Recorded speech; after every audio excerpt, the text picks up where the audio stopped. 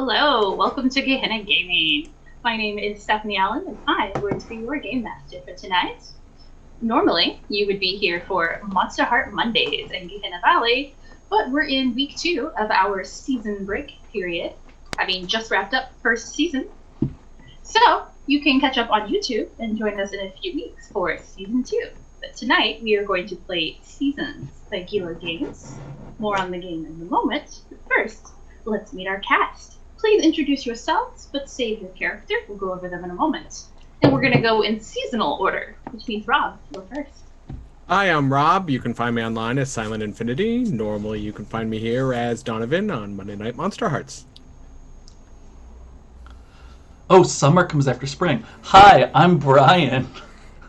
You can find me all over the internet as Brian Liberge. I don't know. Most of you probably watching know how to spell it by now. Otherwise, find a friend. Help each other out. Oh, I'm next. We should know the seasons in order. It was like, all I know is I'm last. Like, it's all I know. Hi, I'm Natalie Pudim. I'm a professional game master with Charm Person Games, and you can usually see me on Monster Hearts Mondays playing Bridget. Hi, I'm Dixie Cochran. I work for Onyx Publishing. You can see me here randomly, off and on. You can see the NPC named after me on Monster Hearts.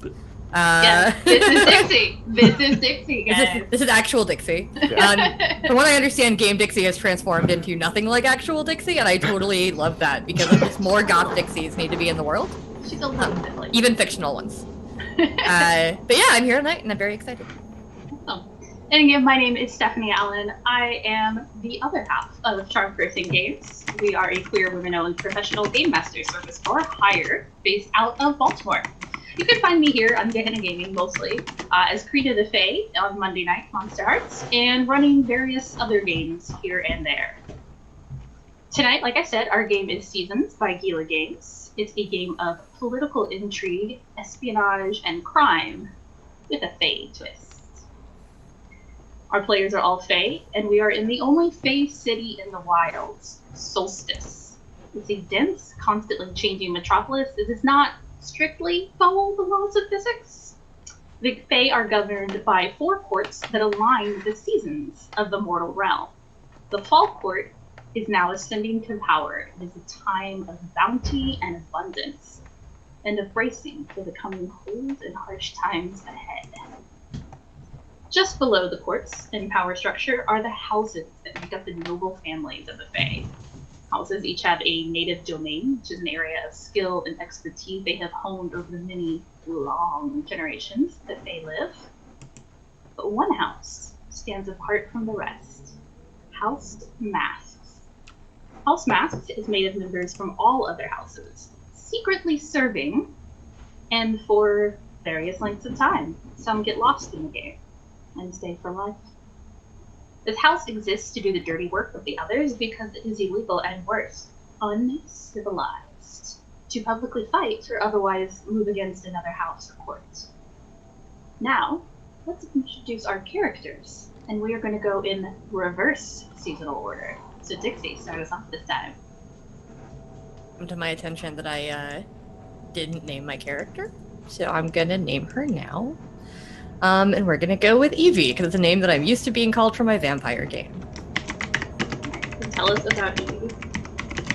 Evie is a winter courtier. She is weirdly into etiquette, maybe, for somebody who's in the House of Masks. She cares a lot about doing the right thing, and other Fae freeze before her glance. She can be a bit frightening. Excellent. Evie is also a member of House Blood. So House Blood is a house that enforces contracts, amongst other things. Alright, and that takes us to Natalie. Hi, I'm playing Clove. They are from the Fall Court and the House of Keys. They are 8 feet tall with a long mass of red curling hair and covered in freckles. They kind of look like they dress like the ghost of Christmas Present from from A Christmas Story, and they wear an elk mask with falling leaves that fall off the antlers of their mask. Nice. And House Keys is commerce focused. They know where the vaults of Solstice are, and they know the weakest points in the Veil, and they're most likely to have contact with mortals. Brian. Hi, I am playing the Summer Fae Pistachio, and I am from the... Oh, I have the wrong sheet open, I just realized. I'm so sorry. Hold on. Wait. You guys are doing a great job waiting. You guys are doing so good. You're doing so good. I am waiting so hard right now. So hard, Such kid. intensity. Just like, oh my gosh, kid. Like, wicked waiting. Oh my gosh. All right, hold on. There we go. That one's summer. There we go. Summer. I had fall open. I thought it was summer. I'm so sorry. Okay, so I'm playing Pistachio, the Summer Fae, and I am of the House of Ink, which is really cool. Everyone loves House Ink because they are all about agreements and contracts, and they take deal making to a whole other level. It's almost a mystic ability, the way they make deals and how well they know the rules of their contracts. Pistachio themselves dresses in very form-fitting greens and browns, has very short cropped hair that tends to naturally spike out at the very top, and always has a very simple smile. And Rob.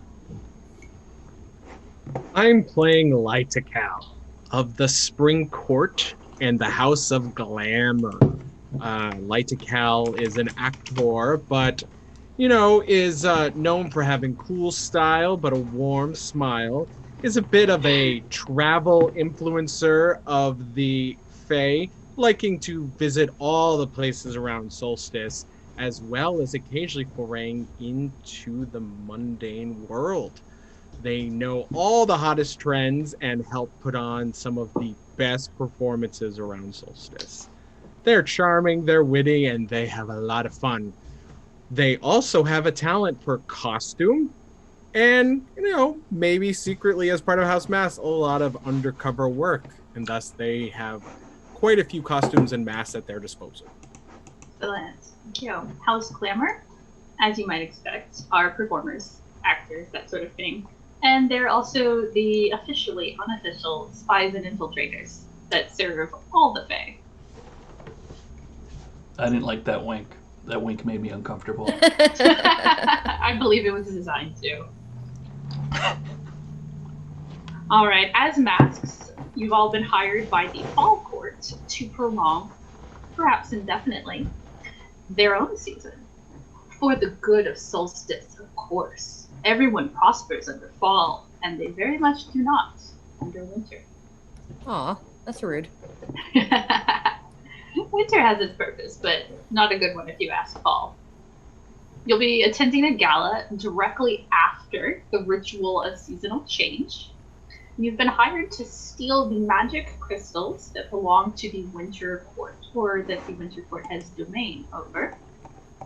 This is one of the few times per year that they are actually out in the open in order to facilitate a seasonal change and allow you to steal them, because if you can't change the seasons, you can just stay fall forever. As the final step of our character creation, we're going to be forming our bonds here. These are the relationships that bind our characters to each other and to the city. So I'll let you guys go in whatever order you'd like. Whoever would like to start. And you're going to ask the first question under your bonds of the person who is to your left on the overlay. Oh. So Brian will ask Natalie. Natalie will ask Dixie. Dixie will ask Rob. Rob will ask Brian. So whoever wants to start.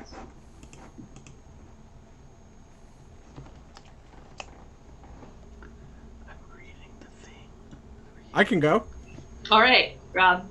All right, Natalie. I once took on the role Rob is asking Brian.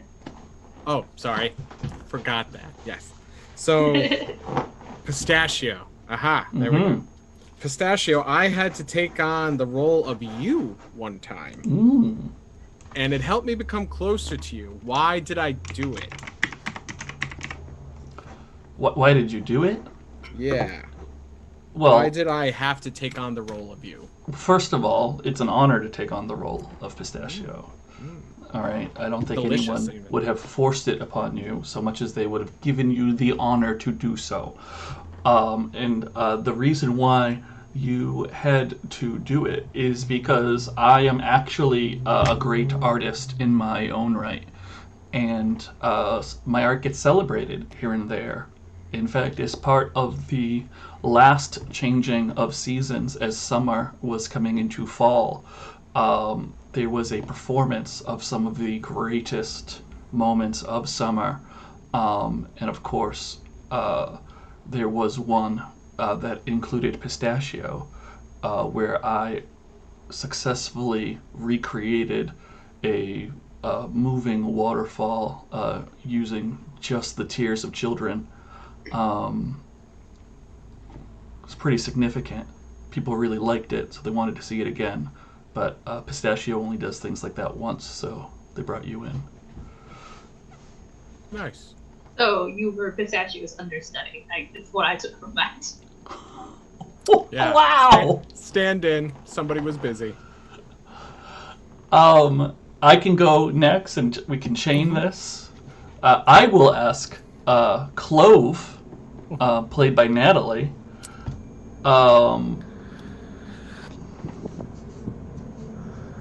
So, I'm sorry, mine has a blank here, and I'm not sure if I should say that I got Clove out of, Yes. or if Clove got Pistachio. You got Clove out. Okay, I got Clove out of a contract that was surely going to be trouble for them. What was the contract for, and how did I get you out of it? I think that one of the local taverns in Solstice, where I tend to spend my time looking for jobs, I had managed to work up an enormous tab. And Pistachio kind of came in and made deals and offered something more valuable than my coin, knowing that I would later owe you a favor. Nice. I think that's true. All right, my turn. Dixie, can you remind me your character's name? Evie. Evie. I got it. So, you smuggled Evie in a time of great need. Did you help get them somewhere they don't? Wait, you smuggled me. I smuggled you in a time of great need. Did I help you get somewhere you didn't belong or out of dangerous territory? Why? You helped me get somewhere I didn't belong so that I could carry out what we call justice in the House of Blood. And you did it because the contract I had was on one of your rivals. Okay. And so you were happy to help me fulfill it. Absolutely. Okay, right, I have to do something now. Duh. Yes. So that first question there is one that you are asking of Lightacal. Yeah. So I stepped forward and acted as representative for Lightacal in a duel and won. Why did I decide to act on your behalf? I helped Evie ensure a very prominent contract with a mortal was kept. And in doing so, I risked an existing alliance I had that angered that person. And so because I greatly helped you in doing so, you stepped up to help me then because of what I suffered in recompense. Awesome. That makes sense. A boon for a boon. Yeah. Oh, and this, you probably know I have a talent for traveling through the veil. All right. Helpful. Now everyone has a second question and or statement for their bonds, and we'll go again in reverse order. And you're just reading aloud, and then you tell me what you may have created or decided upon for this question. So, Dixie, the second question under your bond. Yeah, so this is like directly for me. Yeah. Mhm. So I decided that it asked if I had a good relationship. It says you have a good relationship with a particular house, even across courts. Which house is it, and how did you gain their good graces? You can make up the house. I chose not to make up the house. I decided that I have a very good relationship with House Inc.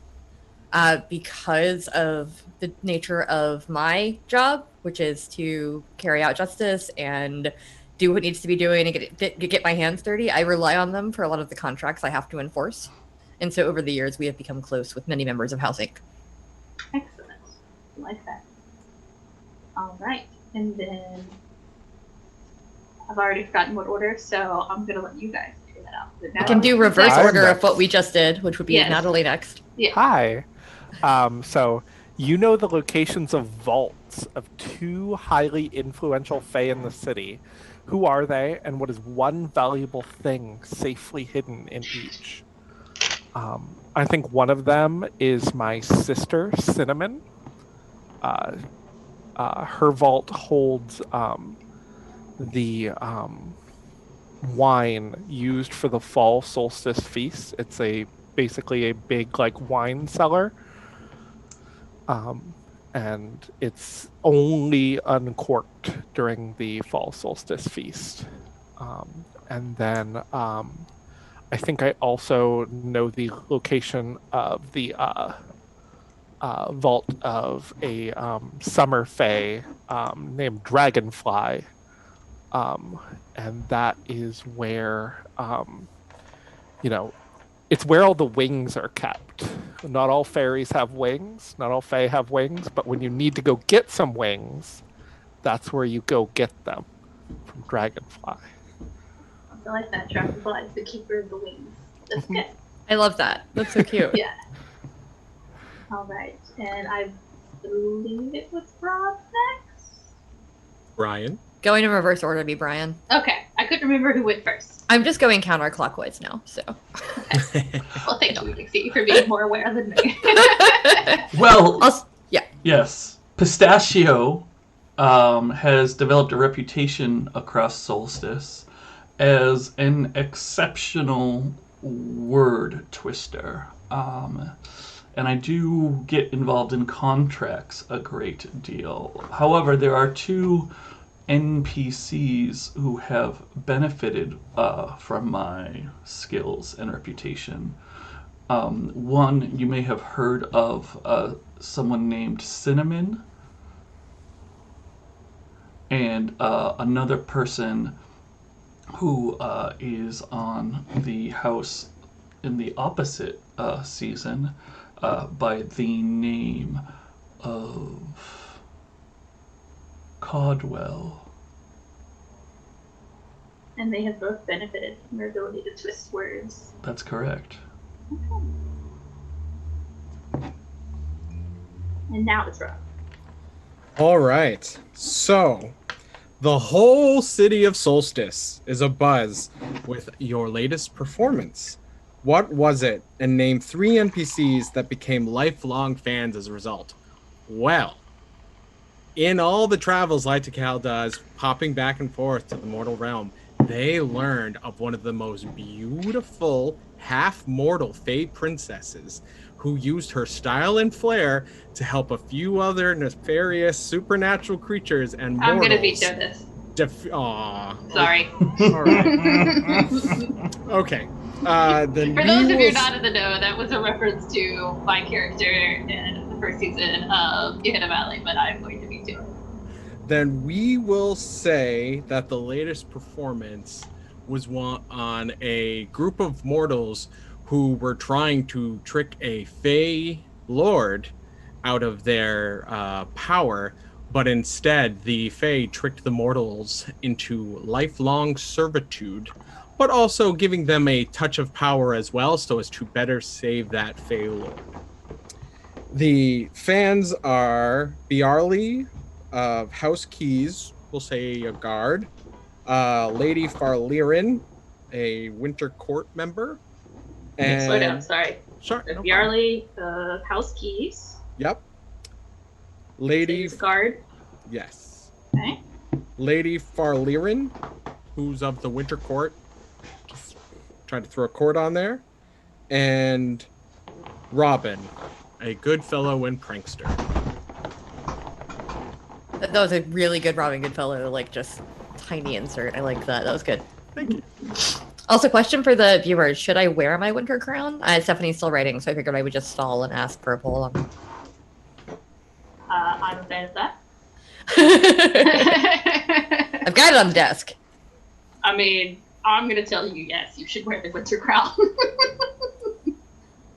Okay, someone. Yeah, your big dad says in all caps, "Put on the crown, Demeter." All right. Or Demeter, and you don't know how you. Oh my pronounce gosh. it. Why weren't you wearing that this whole time? Because, as you noticed, probably I was like 8 minutes late and rushing. Shh, they don't know. And putting on like earrings while we were starting the stream. Like. It's beautiful. I love it. Yes, it's fantastic. All right. Ooh, Thank very you. Nice. All right. So, you guys have your D6 at hand. You have your quick start that I made you with how this works. All right. Narrative heavy game. Whenever anything might have consequences that matter, you'll roll.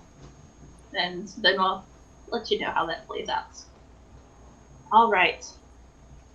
So, any questions, or are you ready to get started? Let's go. Good. Excellent. So, as I said, you guys have all been hired by the Fall Court to steal the crystals that the Winter Court is currently holding. They are required as part of the ritual of the seasonal change, that the court has dominion over 3 crystals, 2 of which they share with their adjacent seasons, and only 1 of which solely belongs to them. The ritual has just ended. It was elaborate. It was long. It was full of nuances and ways of doing things that, honestly, you can't even remember why. Frankly, it's a little boring, but it's over now. All of the Fae of the court and their courtly positions have all trailed out in the opposite order that they came in. Fall is now leading the way. It's officially fall in Solstice. And that means feasting. Summer likes their crazy parties. Spring likes to, go big after winter. And winter likes to keep things close. The fall likes to eat and share the bounty. And so, you're all in a large open courtyard full of manicured plants that have been carefully pruned back now that it is fall and no longer summer into their shapes, showing off their last glory before winter comes. There are so many tables of food everywhere. There are an entire table full of pastries of various types, and you can smell fruit, you can smell delicious spices wafting over. There's a table full of just the most ornate cheeses you could ever think of, as well as this weird stuff that they've imported from the mortal realm that's it's flat and square and comes in slices that you have to unwrap some strange translucent wrapping off of. It's very strange. It doesn't really taste like cheese, but the mortals seem to like it a lot, so give it a try. There's a table full of smoked meats, there's a table full of raw meats, there's a table full of seafood, there's a table full of 17 different ways to cook carrots. There's a lot of food, point being. There are various musicians singing, playing instruments scattered throughout this large open courtyard. And at the far end is a large tent of the building. And there are, well, they're not really guards. This is Solstice. This is the Fae realm. Guards, police here. But there are some particularly noteworthy and battle-hardened members of House Blood stationed around it at the corners, because inside are all 8 of the crystals. The seasonal crystals are on display 1 of 4 times a year they can be seen. And the 4 of you are here at this party, trying to plot how to steal these crystals and how to keep up with the secret missions that I gave you. And we each need to make contact with your senior contact within the House of Masks, whom you know as Birdie. Birdie should be easy to spot. They like to wear bird stuff. So, I want to make sure I understand correctly. Is our first goal to make contact with Birdie, or like our last goal? Well, your first goal is probably Birdie. Okay. You want to get something of a plan, but I mean, you could just wing it. You don't necessarily need Birdie. So we don't have to each individually contact Birdie. Someone needs to contact Birdie. That's up to you. You know what, GM? I think kind of across the courtyard with a giant cinnamon bun in one hand and a turkey leg in the other, Clove just yells out, "Hey, Birdie!" Yeah, you do see across the courtyard there is a kind of short bay, not super short, but shorter, maybe around 5'4" or so, kind of thing. And they're wearing all black, some like smartly tailored pants and tight-fitting jackets, tall boots, and a pretty incredible-looking bird mask.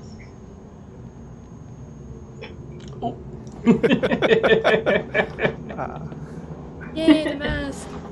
And they are pouring over a table full of the raw meats of various kinds, kind of poking, occasionally putting something on a plate, and they hear Clove call, and they just look, "Oh, hi, Clove!" Best day of the year, isn't it? I mean, for you, I guess probably, sure, yeah, your fall and all that. I wish it could last all year long.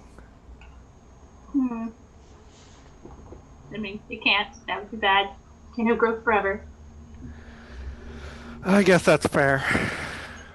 How are you? Oh, it's a party, I guess. I like food. Everybody likes food, right? I certainly you? do. Oh, I am doing lovely today. I was wondering if you might have anything for me, Birdie. Birdie. Yeah, okay. I think I can help you out. And they, motion you over into a corner. Yep. And they set up near kind of violin type player. Mm-hmm.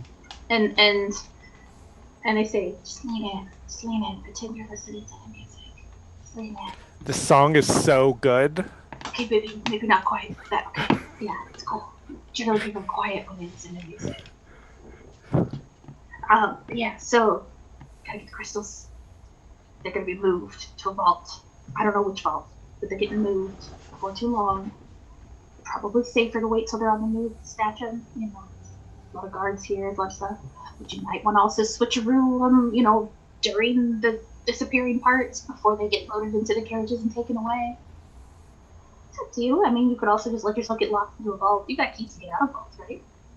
I mean, I'm good at finding my way into problems and finding my way out. That's what I do, Birdie. You know what they would say. Right, it's chewed very expectantly. A bird in the hand is worth 2 in the bush. Well, buy a bird a drink first.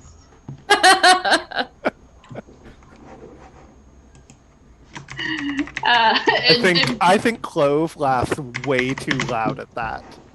It is like a guffaw. Okay, and several of the Fae around you who have been listening to the performance turn and stare at you. I would like you to make a roll to see how well you can pull this off. Okay. how well you can avoid 4 consequences to breaking etiquette here. So you're going to start with 1 die always. Yep. And then if you have a skill and or domain that is relevant, you can add a second and perhaps third. Would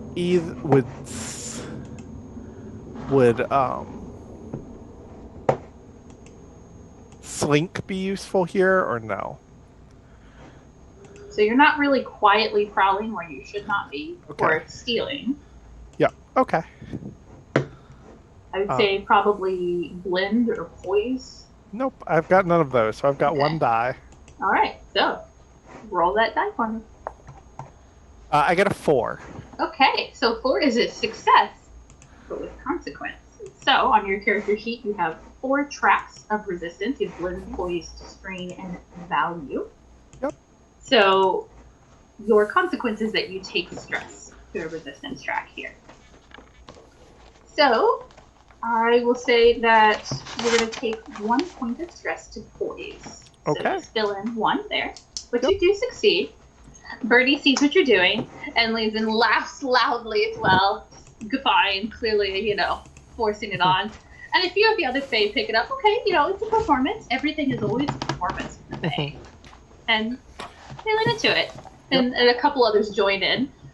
But a few others still kind of look at you oddly before turning back. You mostly managed to play it off. Okay. Well, go ahead. While this exchange is going on, what are the others to be doing?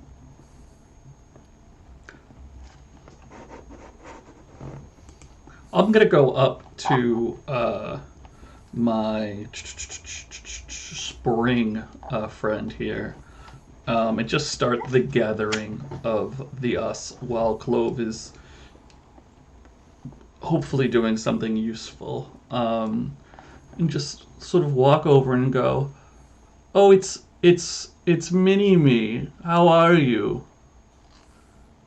So I think Lytical came dressed as a winter courtier in disguise, so tipped off Pistachio that if you wanted to find him, you would be looking for someone named him that looked like an older winter, kind of curmudgeonly Fae.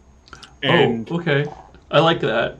Yeah. So you notice that I'm talking to myself in a mirror when I say that, and I'm like, "How? No, wait, that's not Mini-Me. He's not here. Wouldn't it be funny? Did anyone else catch that? Yes, I'm hilarious." And then we'll just move on over to this curmudgeonly-looking Fae and be like, "Did you catch the joke? Wasn't that funny?" Yes, I think you're funny enough. Your art's pretty good. Yes, it's good enough to be mimicked. So I think that's it's pretty good. Imitation is flattery, they say. Yes. Can I interest you in a table and perhaps we can get a drink? I would love that. Best to eat before hibernation. And he'll slowly start to kind of crawl forward more than walk, like he's having to pull the bulk of himself forward. He's kind of hunched over, has the hood, has the big warm woolen tarp of a covering, just as if they're already ready for the bleak of winter, and they follow you to the table. So, enjoying the party? We'll say, "Oh yes, of course, everyone loves a good party. Can't wait for the big event tonight, of course, after the seasons change." After parties. Or some might say the main event. The main event. You think, have any little birdies told you about it yet? I've heard that birdies get distracted very easily by shiny things. I agree. we should maybe help make sure that they get what they're after so they don't bother us afterwards for the rest of the event. Well, I think if you were to go over and help, it may take longer than the seasons take to change. But I think we have a fourth who should be arriving soon. I might take some time to talk with the rest of my court, see what they're hearing here at the party before, it goes on too long, just in case they have heard something of interest. Seems good to be informed. I'm gonna say that Evie's been here. You just haven't seen her yet. She's been scoping out the guard situation on the crystals, and also the weaponry situation on the guards. Trying to figure out various tactics. She's just standing in a very shadowy corner, just sipping on some wine, just being incredibly incognito, which you're kind of probably used to with her. She's just very quiet, a little stealthy, and a little weird. Even for the fae, she's a little you're confused at the amount of attention she doesn't want. Okay. So as you stand there watching the guards at the quarters of the pavilion, you know who they are. You know more by reputation than actually by name. They are some of the best of the best. A couple of them are rumored to have never lost a duel, which is quite a feat. Right. Because House Blood is often hired to fight on behalf of others, which means that House Blood tends to fight House Blood a lot. So somebody usually is gonna lose. And these are some of the best of the best. There's a big burly dude, enormous by fake standards, easily the size of a human bodybuilder kind of thing. That's huge for a fae. And there's a woman who's got heavy scars up and down her forearms. The rumor is she gives herself a scar for every person she kills as a way to honor them. And a couple others. There's probably a half dozen or so guards altogether. Wicked-looking blades of various types. Very alert, very focused, not eating, not drinking, not talking. Are they all House Blood? They are all House Blood. Oh, okay. That could make this easier. Alright, so after she scopes, she probably saw the other two go sit down. She just kind of casually walks over and joins them. Pistachio? Court mate? I am him, my lady. Yeah, it's him. What is your name tonight?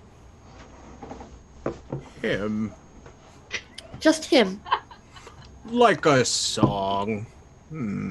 Oh. Yes. I'm sure that some others will come by later in the party, but I thought I might talk to our fellow court members and see if they're hearing anything of interest about tonight before the main event begins. Where are you going to say you're from? Far as town? Outside Solstice, certainly. Okay. Have fun with that. We shall see what I can get from them. And he stands very slowly and starts moving out. He's painful. He's a lot, yeah. Yeah. Does he not realize most of us know each other? No, I think he does, but he doesn't want other people to know it's him. And I guess, this is that idea of hiding in a crowd. I think he's the whole crowd this time. All right, yeah. Honestly, if he can be a distraction, that's not the worst thing. Just keep your eye on the band over there. Make sure Clove doesn't get shot. That's really what I'm doing at the moment. Oh, Clove will be fine. You guys do, hear overly loud laughter, and you see that Clove is laughing way too loud, obviously way too loud. But Birdie joins in, and then a couple fae around them they get in on it a little bit and then just pass that off. You know, Clove, they're infectious, like a disease. People can't look away. Oh, that's a good idea. Could we use a disease tonight? We could always use a disease, couldn't we? It's a very efficient way of killing. It is. And I think perhaps we go on a bit while we let other people do their thing. Yeah, probably. There's a good 20-minute conversation of just good ways to kill people. Yeah. All right. So Clove, you've managed to pass that on successfully. And Birdie's told you, that you have a couple of opportunities there. You can pull a switch a room before they get packed up.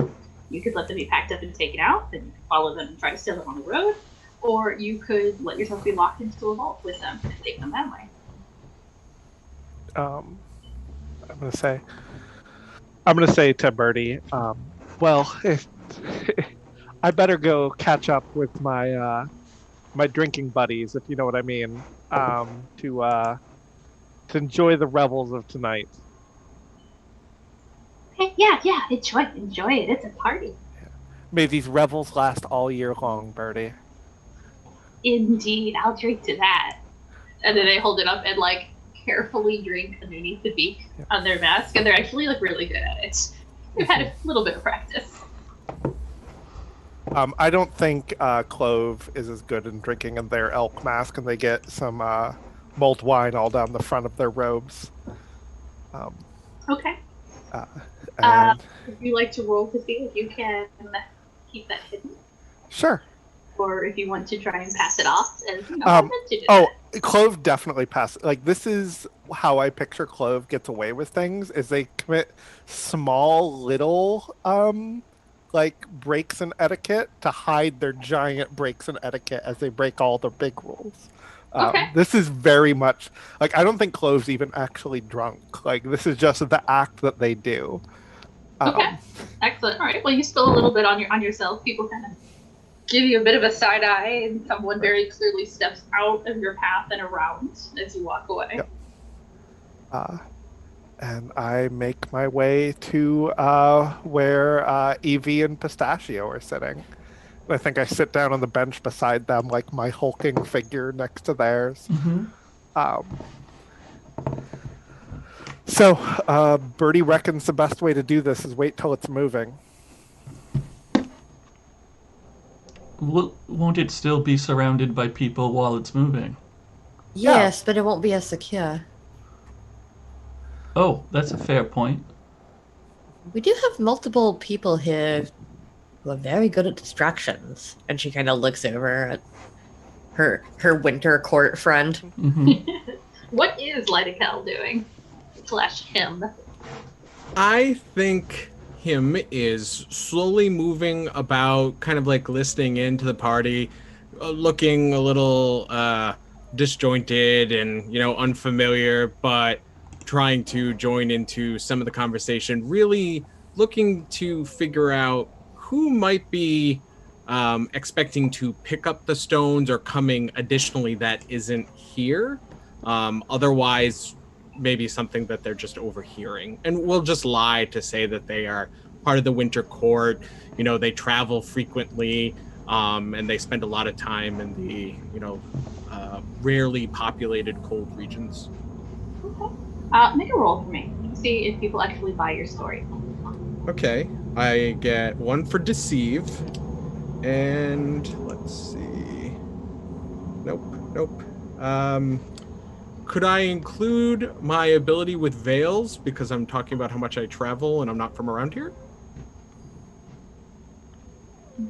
Which ability is that? I have talent in veil.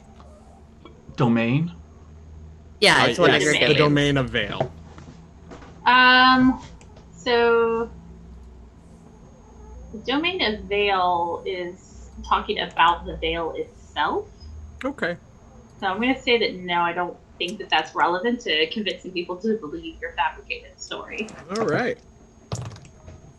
My highest is a 5. Okay, so a success, but with a consequence. Okay, so you will take some stress. All right. And let's see. You're going to take that to your blend, because you're not blending very well. Makes sense. So some people clearly don't really buy your story fully, but they are willing to buy into the fact that it's a story. They're suspecting this is some kind of performance art, theater, or something. So they clearly know you're not telling the truth, but they're willing to let you be there and listen and say it. So you're trying to listen for... Yeah, really anything on, the Winter Court's involvement, or if they have heard anything about who's coming to pick up the stones or be involved in the stones movement security. So you are able to, pick that up pretty easily. It's not something that's really hidden. The 8 stones stay in vaults throughout the year, except for the 3 that are currently under the possession of the house in charge. The court in charge, excuse me. So the stones are all, seasonal colors. Each season has an overlapping color with the seasons that are adjacent to them. So one of them has been passed to the possession of the fall court, now that fall is in charge. And the other 2 are still, for now, under the domain of winter. And one of them will pass to spring when it becomes spring. And they are just going to be taken back to the vaults before long. They're out on display now so that they can look at them because they don't get to see them very often. And then the other 5 will be taken away. So does that mean I think we need to make sure we secure the one that Winter would get, or that we need to get all of them? So you've been hired to make sure that all 3 stay in the possession of the fall court. All 3. So we want to make sure... So one of them they've got now. So the one that they share with, that fall shares with Winter is the brown colored stone.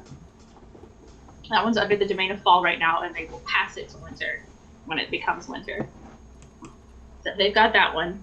And then Winter holds the blue and white stones, and those are ones going back to the vaults, along with the stones for spring and summer. So we want to make sure we get the blue and white ones, if nothing else. Mm-hmm. Yes. Okay. Probably don't have to worry about the stone. Or Right. at least you don't have to worry about stealing it from Winter, because right now it wants to fall. Great. Okay. And following that, him is going to, decide to go, and we'll go change their costume. Okay. All right. So, Clove, Pistachio, and Evie, you have seen him / Lidakel wander around talking to people, and then you see him just kind of wander off to a changing room, which is conveniently placed because this is the Feywild.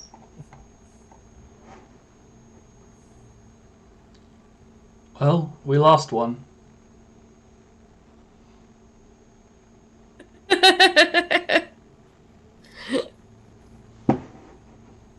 You broke up there a minute. I didn't actually hear you. I said we lost one. Three's a crowd, four's a something. What does it the mortals say? I don't know that one. Isn't 4 a party? I do like parties. I can tell. Yeah, I suppose everyone knows that one about me. Just kind of looks at the mulled wine and the turkey leg bone, and I'm like, Yeah. Did you get enough food? I'm fine. You got to go back to where you're from and eat nothing but icicles and sad. You were honestly probably worried about Evie because she is waifish. Just pointy and sharp and white and has cobwebby hair and is just very kind of squirrely. Yep. I think Clove reaches their hand into one of the pockets of their robe and pulls out a big hunk of blue cheese and offers it to you. Evie just wrinkles her nose at it, kind of just looks at it no. Turning down a gift. Don't worry, I won't tell anyone. Don't consider moldy cheese a gift. It's delicious. Put a little honey on there. No, I'm all right. Thank you, though. You know all cheese is mold, right? You hear a voice. There's Birdie standing over your shoulder, like leaning down, like their beaks just like almost touching your shoulder. All cheese is molded. Yes, can only needs to be molded once. I mean, there's one over there that I think is just like literally more molded cheese. It's delicious. You should try it. It's nothing like blue cheese. It's, that one's pungent. This one's actually like a little bit sweet and kind of mild. I'm all right. Thank you. Thank you all for worrying about my dinner consumption. Anyway, I don't really care if you eat or not. I just say the cheese is great. But so you got a plan? I think we're going to grab the cheese when it's moving. Oh, yeah. See where people can watch the cheese when it's all separated and going in a bunch of different directions to a bunch of different cheese vaults. Do you know which cheese vault we should is best for storing that cheese yet? Nope. Okay. Isn't that your job? Aren't you like a vault person? Oh, I get to pick? Oh, easy. Oh, I mean, you pick where they go? Why am I here? I don't know anymore. I'm quite confused. Well, I didn't know that Clove here was in charge of knowing where the crystals go, and that they pick the vaults. Absolutely am. I'll get them exactly where they need to go, Birdie. Oh! Birdie stands up very, very tall and straight. Is just like looking around, like their beak just like wobbling a little bit. I get it. It's a joke. I get it. It's a wink and a nod, a nudge. I get it. Yeah, it's good. I think Clove gives a little friendly elbow. So. To who? Clove's a friendly to Birdie. Birdie actually stumbles a little bit and then elbows you back a little bit. Yeah. Anyway, Birdie's fast. Birdie's good at distractions. So let Birdie know what you need. And they'll just back up, finger gutting the whole time. Birdie speaks of themselves in third person an awful lot. That's what Clove likes about Birdie. Oh, okay, so we're all doing it now. All right. No, we're not all doing it. Thank you, Pistachio. Yes. Birdie has backed up, is that correct? Yeah, Birdie's literally bumped into somebody, spun around and someone's walking away across the courtyard. I thought Birdie was our contact. Why is Birdie offering to help? Birdie's contacts help. I don't know. It seems like an awful lot. Here's what I think. I think that since the crystals are all in one place at the moment, then they'll start to move together. And then go into separate directions. Except that's a horrible assumption to make, and we should not make it. So someone needs to get inside to watch the crystals when they first leave, to make sure they don't go split and leave separate exits from the building they're currently in. Because then we would only see one group of them leave. We might assume that they're all of them. But they won't be. Stephanie, I'm assuming that we've been to this kind of event before, yes? Mm-hmm. Yeah, so how does this usually work as far as we know? So the crystals are literally on display. You can walk right up to them under the pavilion and look at them. And then at a certain point, probably not too long from now, they'll be packed up into cases and then taken off and transported. So it wouldn't be to a vault. It happens when the party's at its height, because this is where almost everyone in Solstice is. And generally those people are distracted, so it's believed to be safer to take it that way. Right. So it wouldn't be uncommon for people to even watch them be packed up as they're on display and they get packed up right there. Yeah, that happens. That there's those fancy jewelry cases with the foam impressions, so the crystals don't move around. Mm-hmm. Yeah. Like a really good dice case. Great. Yeah. It doesn't sink into the floor like the Constitution or anything. What? The U.S. Constitution will sink into the floor should something happen. Yep. That's a lot of jewels are like that, so they could go down into the floor and then get packed up. But you've just confirmed that does not happen here. I did not know the Constitution sunk into the floor. Yeah. But no, that's not a thing. This is a temporary. Cool. Now you know a little bit more about the security around American items of importance. Yeah. Well, we're more set for the National Treasure role-playing game. Yeah. That's right. I think the crown jewels of England do that too. It does not say that where the Constitution is stored. I'm just saying because I've been there and I've looked at it. It doesn't say that. It doesn't say this will sink into the floor if you hit the glass too hard. No, it doesn't. Good. Like. You just have to join a role-playing game on the internet and let someone tell you. The more you know, ladies and gentlemen. That's right. I live literally like 15 to 20 minutes from the Constitution, and I didn't remember that at all. Like, I feel like I knew that at some point, but I just completely forgot. So, all right. Now that we know that these gems are not as secure as the U.S. Constitution, but more important. Yes. I think you see Lytical arrive and kind of like smile and wave to a few people that are fans almost immediately and head over for a drink and grab a drink. You know, he's in like resplendent, like pinks and greens flowing, nice white crisp shirt underneath that, you know, jacket, and just smiles. You know, he's got a touch of flair and glitter to his eyes, and he grabs a drink and just goes walking over, and he goes, "Oh, yes," and heads over towards Pistachio. Lytical's here. Oh, what a new and exciting development. Yes, I'm sure you're surprised. Oh, so surprised. I'm shocked, actually. Pistachio, it is a pleasure to see you. I haven't been able to see you since I had to, you know, perform since you were so busy. And it was the role of, well, a mortal's lifetime, I'm sure. It's always good to see you.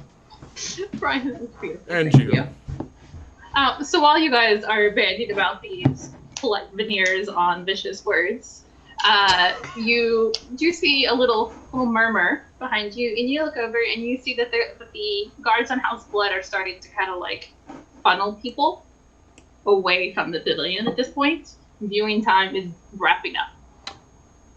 Oh, I didn't get to go see them. Right, Lytical, you just got here. Quick, we must go see them so you don't get to miss out. You're just so busy. Ooh, yes, let's go. Stands up, holds out the drink. Oh, everyone, they're getting ready. Everyone come see. Ooh. And he calls out grandly as he goes walking forward, trying to like gesture to people like, "Oh, let's go look before they're put away for another season." Fully following. Oh yeah, that's what we want, for everyone to go look at them right now. Are you trying to actually get people to follow you and create a crowd, Rob, or no? I'm trying to get people to pay attention to me. Well, that's easy. They pay attention to you. What kind of attention are you trying to get here, though?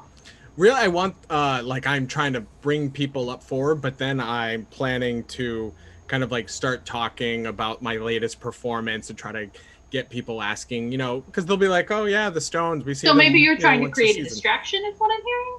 Sure, yes, a distraction. Okay, so make a roll. See how well you can get people to do things the way you want them to. You definitely get attention, but if you're trying to manipulate the crowd in a specific way, let's see how well you do that. Is that deception as well? Deceive? See. Sure, swaying people. And I'm trying to focus on my craft, so can I use art as well? Sure. Yeah. All right, so I'm talking all about that genius Fey Lord tricking those mortals by using, you know, oh, here's a touch of power. Now you're just bound to me for your life. And my highest is a 5. Success, but with a consequence. So, we are going to mark another stress for blend, because again, you're trying to manipulate these people into doing things. You're trying to blend in and not let them know what you're doing. So you mark another stress in there. Mm-hmm.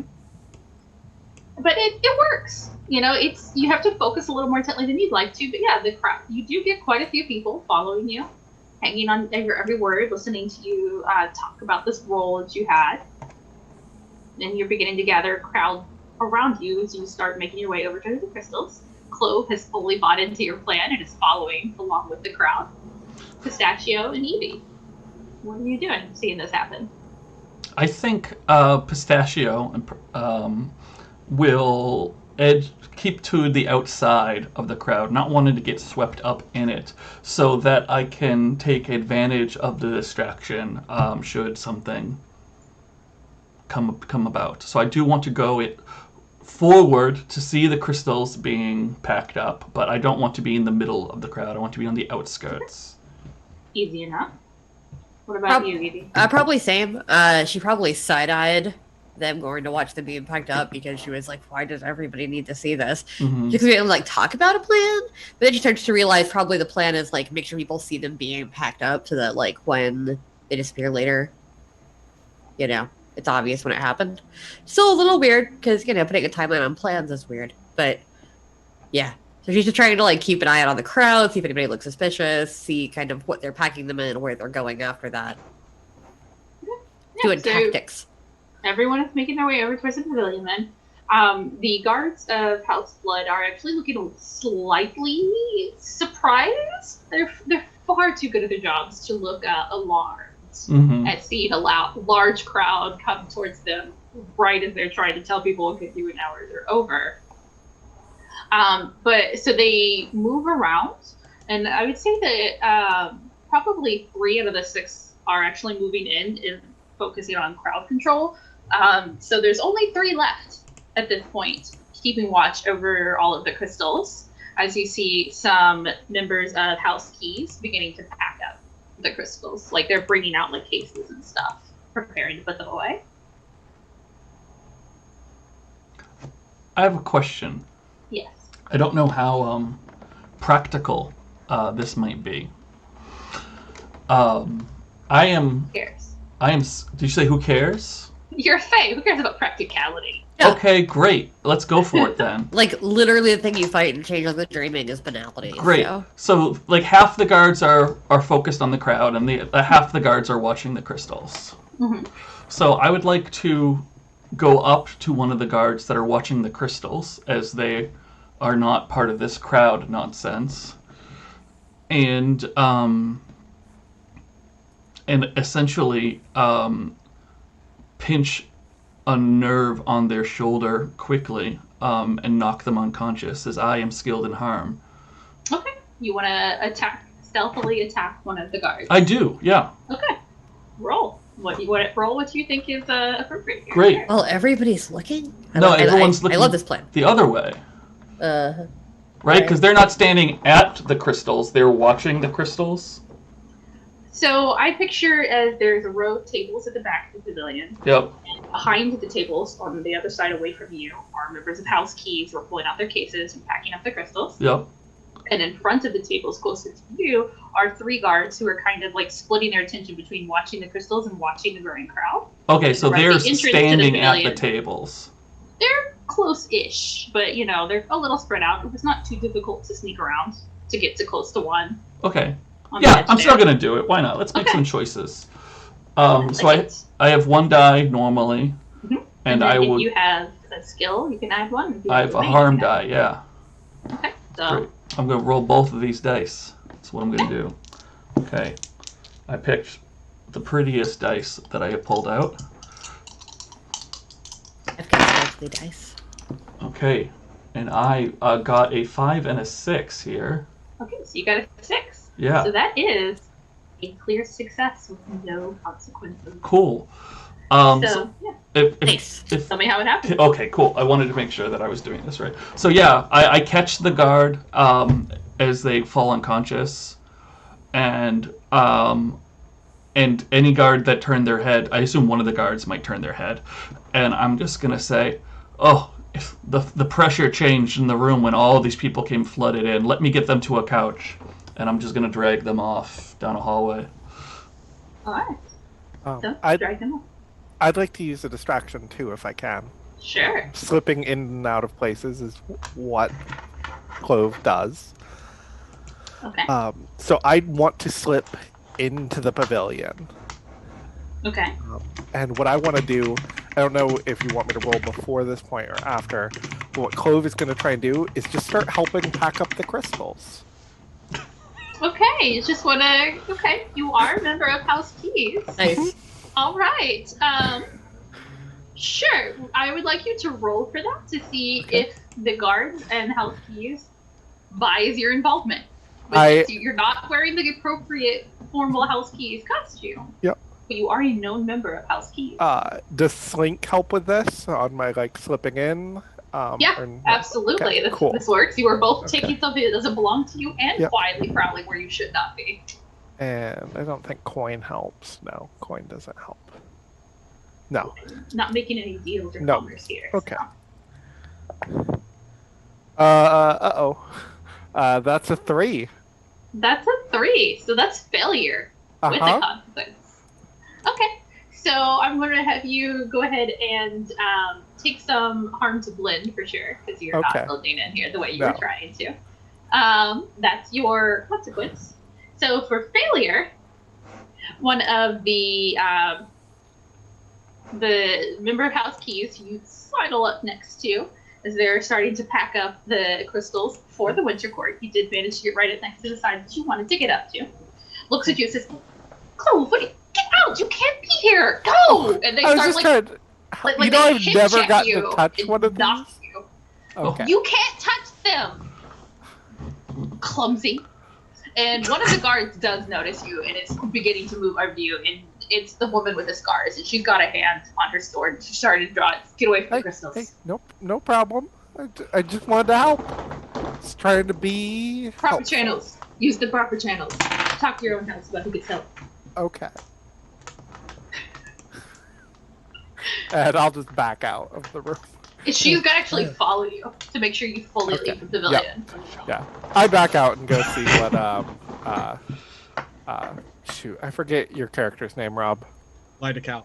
Lydical. He sees the problems happening. He's like, Clove, come, talk with me about. I want you in the next performance. We have to find a role for you. Yes. And Lydical makes sure you get a drink and is like, oh, looks like you're enjoying a little, huh? Did you get to touch the stones? And we'll just pull you into the conversation so everyone swarms. They're colder than you think. Ooh, must be the winter ones. All right, so Evie, you have seen Pistachio sneak up and Vulcan nerve pinch a guard into collapsing and drug him down the hallway. You saw Clove attempt to get in to touch the crystal and very nearly lose her hands in the process, and now got pulled into conversation with Lydical in the middle of the crowd. What are you doing? I'm following Pistachio. So you follow Pistachio down the hallway. Okay, yeah, cool. I want to see what this nefarious deed is. We're just going to walk in and be like, oh no, I can help. And then follow as if I'm also concerned about this guard who just passed out. Great. So now that we're alone, I just go into the first open room and I drop the body, and I'm just like, okay, well, it's one less guard. Sorry. But the body? Did you kill him? No, it's an unconscious body. Fine. It's a fae. It is. I dropped the fae. Still a person, yeah. Come on. Well, yes. Well, at the moment, they're dead weight is what they are. They're living dead weight. Yeah, they're often like that. Why did you come with me? Because I wanted to see what you were doing. I just didn't know if you were going to kill somebody. No, I'm just getting rid of a guard. There's only 5. Oh. Good idea. You should take their uniform. Okay. I start taking the person's uniform off. Yeah, even if you can't wear it, then Lydical can probably do a guard thing. That would be a lot. Okay, I'll still... Lydical's always a lot. What if Lydical not a lot? I don't know. I haven't. I didn't go to the performance when he played me. Was it too much? Did you see it? It was a performance. Oh, fuck all. All right. So I will continue to take the guard's clothes off. And then, you know what? It's difficult to actually undress an unconscious person, but you've done it before, and you manage it. Who hasn't? And I will hand the folded uniform to my compatriot there, as they are much better at not being noticed than I am. So if anyone's going to hand off the uniform, I think it should be them. Yep. Does the uniform look like it would fit any one of us? It seems like we all have very much varying body types. So we'll say this is an average size guard. You know, we didn't state what size this guard was, so it can conveniently be about Evie's size. Mm-hmm. Okay. So I will stash the uniform in my satchel. All right. It I have a bears satchel. striking resemblance to a uniform that you yourself own. Wonder why? Oh yeah, do I know the guard? Do you know who it is? Are they my friend? Sure, it could be your friend if you want. Oh no. No, I want them to be like the kid that picked on me in academy. Okay, it's the kid who picked on you during training, for sure. Awesome. You know, he was always a jerk when you guys were learning to sword fight. He'd like cheat when the instructors weren't looking, and like smack your wrist or smack your knuckles so that like your hand hurt and it's harder to hold the sword. You're a fucking jerk. You're not so that's sad that he's, you know, lying there unconscious. Pistachio, do you know him? This one? No. Why? That's Bradwick. He was terrible. Oh, okay Terrible then. to me. I shall pull their shorts down to their knees. Honestly, I should have his job. Do you want his shorts instead? No, I should have his job. He's terrible at this. I don't want his shorts. I don't want anything that's... Well, why don't Honestly, you I just want take his over uniform then? Now. Because, honestly, you're already part of the correct house, right? If you just had the correct uniform, would anybody question it? Yes, because I wasn't assigned to their squad tonight. Okay, never mind then. We're not stupid. I didn't say... But if somebody became ill, they would have to send a replacement, wouldn't they? Well, then I'd have to come back in like half an hour, which might make sense. What if you just happen to be in the area and you're a good citizen? Okay, you might be smarter than me. I'm willing to admit this. Okay, put on the uniform. I will take care of the rest. I will get you in. Yeah, no, this actually makes sense. All right, yeah, let's go for it. Okay, All right. So she puts on the uniform. great. All right. While that's happening, Clove and Lightacal, I assume you're kind of keeping an eye on the crystals at the corner of your eye. Oh, certainly. They are fully packed up at this point. They have vanished into 4 identical cases, like black, square, nondescript kind of cases that could be used to carry just about anything. And members of House Keys are filing out the back, and the 2 remaining guards from House Blood are following them. Did I see which guard got the blue and white winter ones? I mean, which member of House Keys? Yes. I would say it's not terribly difficult to determine which member of House Keys it was, but they are all of them rapidly walking away. All right. I think that Lightacal quickly excuses himself. Oh, all right. Grand event's over. I have to go get ready for the after party later. It was so good to see everyone. I can't wait to see you at the next show. Thank you so much. I love all of you. Send me, things. I love stuff. Thank you. And Lightacal will, exit. Well, Probably I'm going to be first for the after party, and I start following Ooh. Lightacal. And Lightacal will try to exit in the direction that Pistachio and Evie went, but try to not go in exactly where they went, maybe like a side hallway or something, because he wants to circle back around to them without drawing attention. You don't want to lose track of. We should be following the yeah. cheeses. You go, and I'm gonna change into something. Right, being sneaky. That's what I'm best at. How many costumes do you have, Lightacal? Lightacal can have all the costumes. Excellent. I like that. Lightacal just shows up to parties, dragging a steamer trunk. It's my magic. Whoop, mask. So, I love that. Yeah. Lightacal, I'm gonna you follow. exit from the crowd.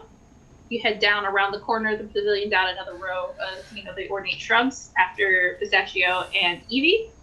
And Clove, you are trying to trail the rest of House Keys, holding the crystals and the guards. You probably pass Evie on the way, Lightacal, and she just nods at you and keeps walking as if she has no idea who you are. And she's in a full guard outfit. Ooh. Clove, it is gonna be a little difficult to stay on the trail because you've got quite a lead on you at this point. Yep.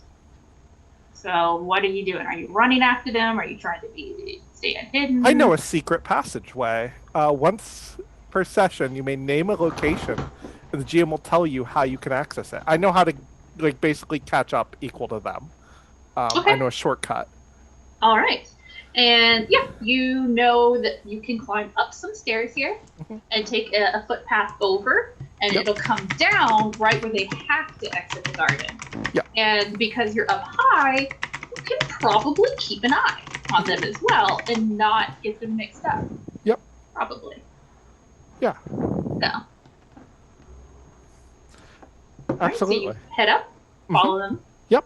And then you're going to catch up and basically pop out more or less the same time. So you can also kind of like time it to be slightly behind them. Yeah, and that's what I'm going to do. I think Clove is surprisingly good at this. They like hide themselves as like a big giant buffoon and oaf, so that when they need to sneak, no one's expecting Clove to be sneaking.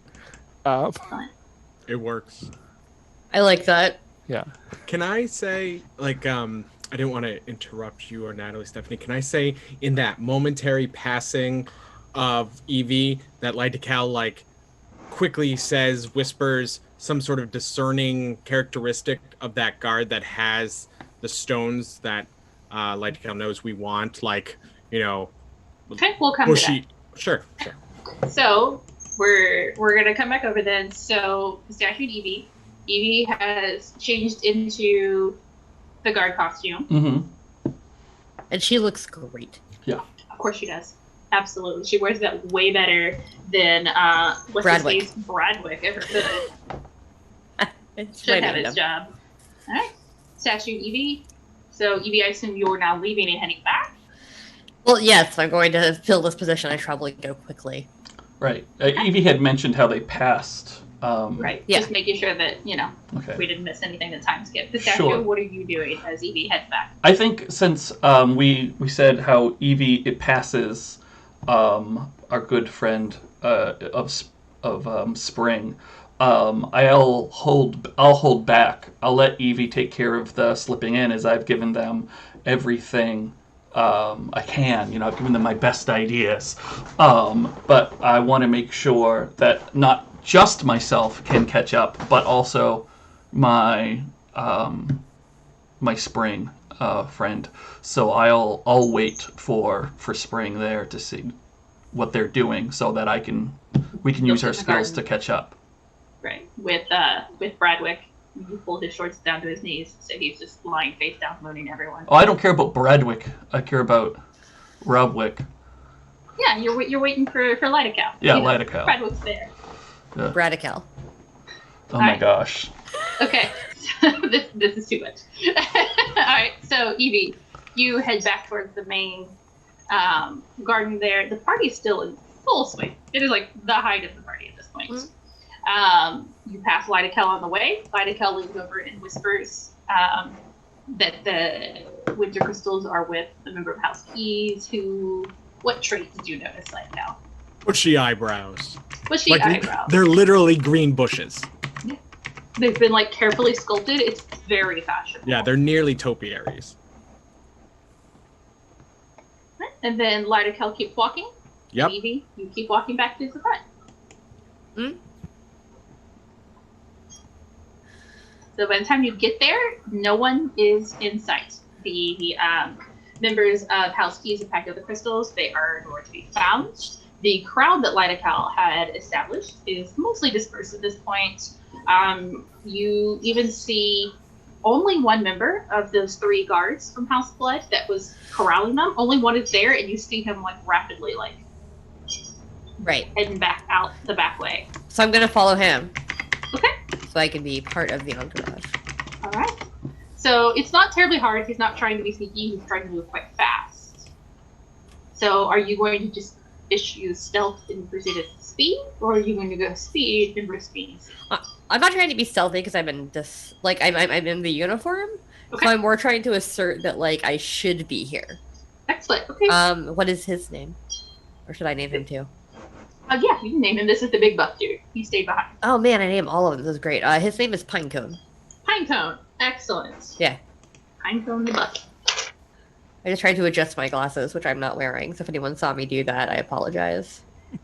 Like, All right. So,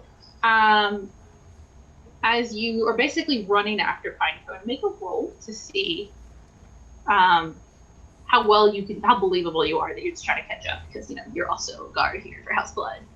yeah, I can Taking always. over for Bradwick, who passed out. I figured I was going to try to bluff my way through that, which is not a thing I have. Although I do have study, and I was studying them. I do have etiquette. Should I use either of those? So etiquette is studying social norms and expectations. Yeah, so what I was planning to do was to pull, like, hey, I see you're down a guard. I studied with him in school. I'm completely familiar with all of the, like, military training. Like, I went through all that. So do you need me to fill in? Yeah, So I think you could use etiquette, but I don't think study would apply here because that's about gaining insight into a situation. I also have harm, which could mean, like, I look tough. Harm is attacking an individual or doing damage. I know, but that means they can tell I'm good at it. No, I'm just trying. Let me reach. I rolled a 6 anyway, so. All right, so clear success. So do you call out to Pinecone? Yes. Wait up. Yeah. He turns and sees you. He's like, "Oh, Evie. Yes. Hello, Pinecone. Hey, How have you been?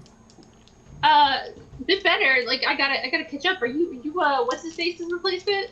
Yes, I'm here to help. I wasn't. Hey, Yeah. What the hell is wrong with him passing out? I don't know. He's still out cold. He seems fine. Like he's breathing. He's Well, I alive. think he's dead.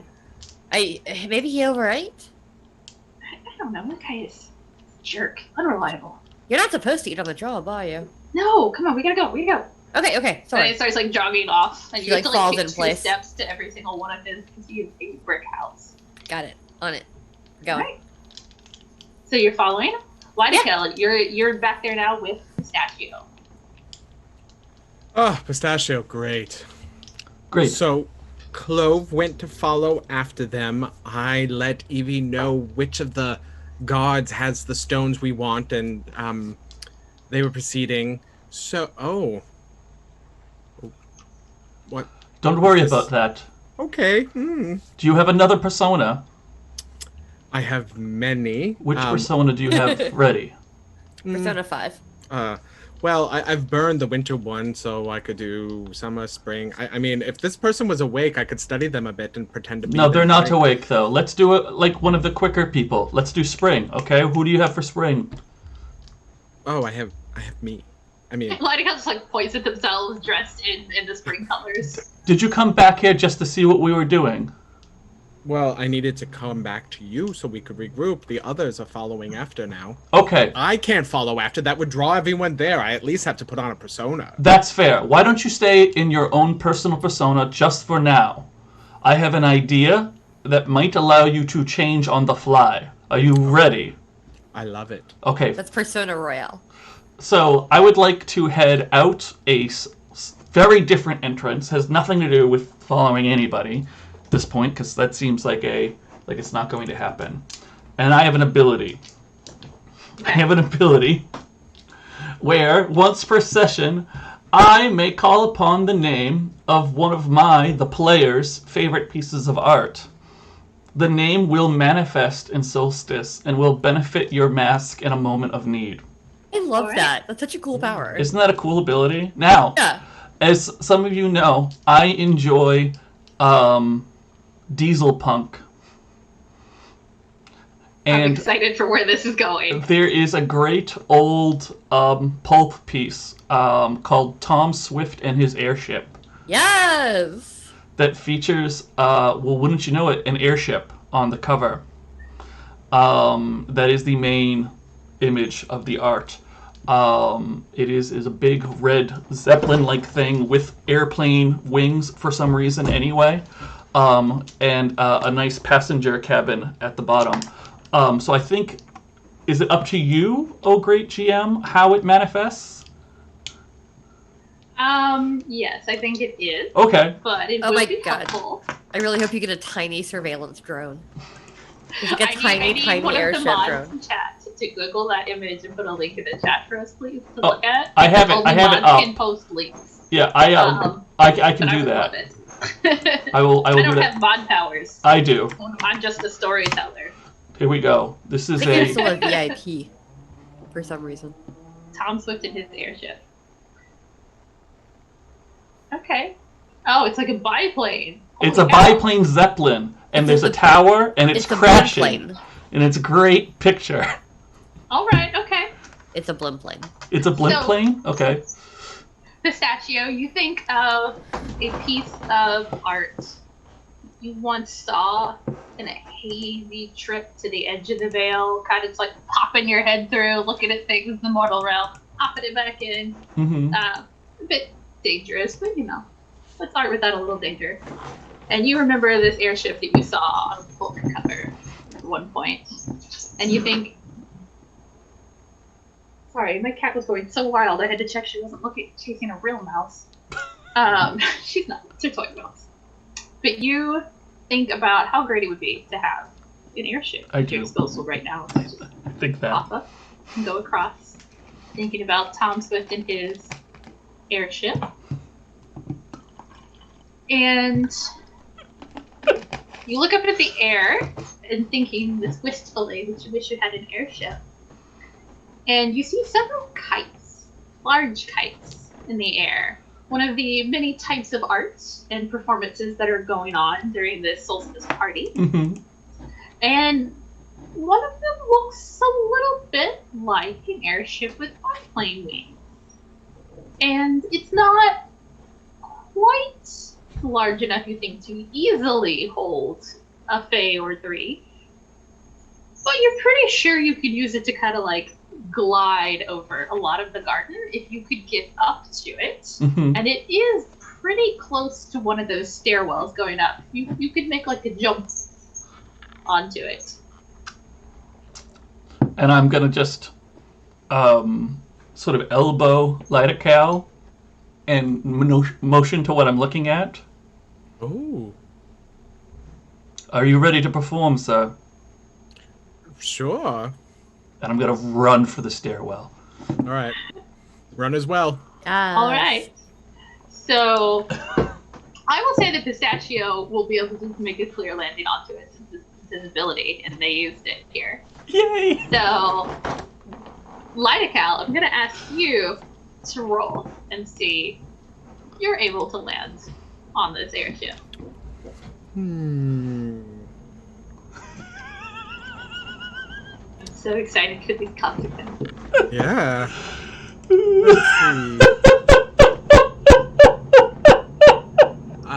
Let's see. What am I jumping from? From just like a stairway going up to like a footbridge in the air, you could just leap off of it onto this kite.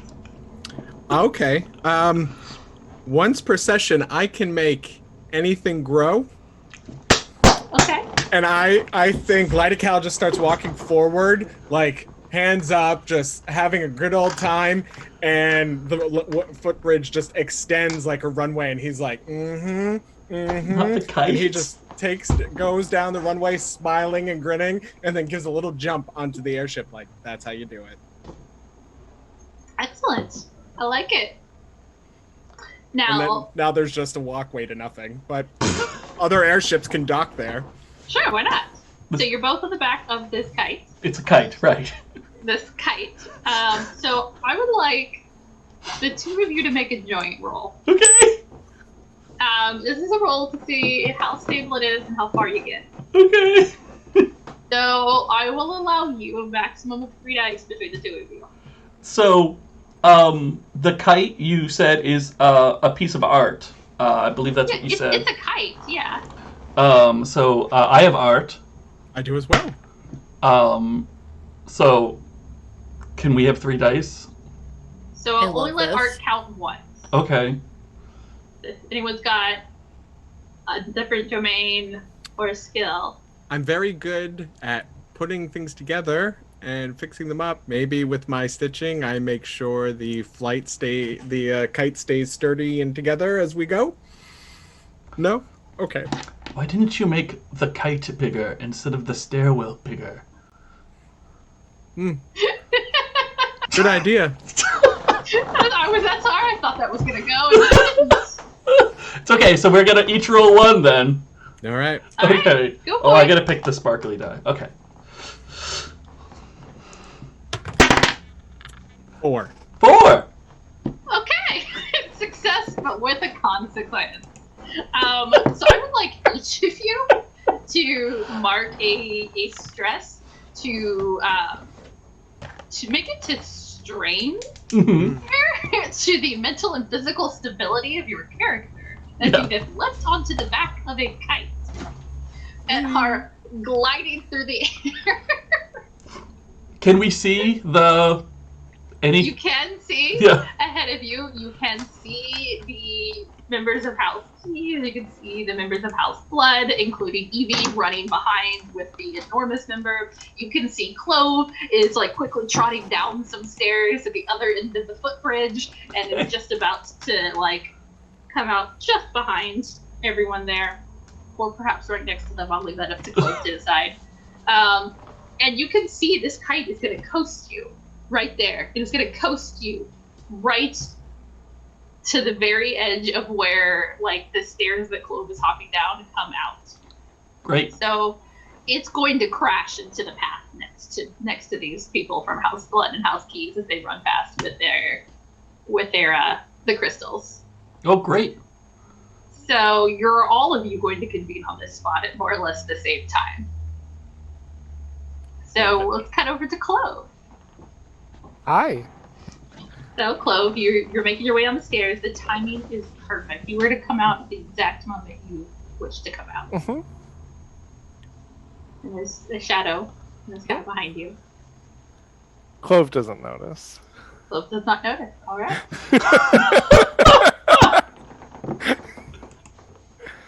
Are you going to come out right next to the members of House Keys? I'm trying to come out Behind, just front? behind them. Just and I'll behind just them. kind of Okay. silently follow them like a shadow.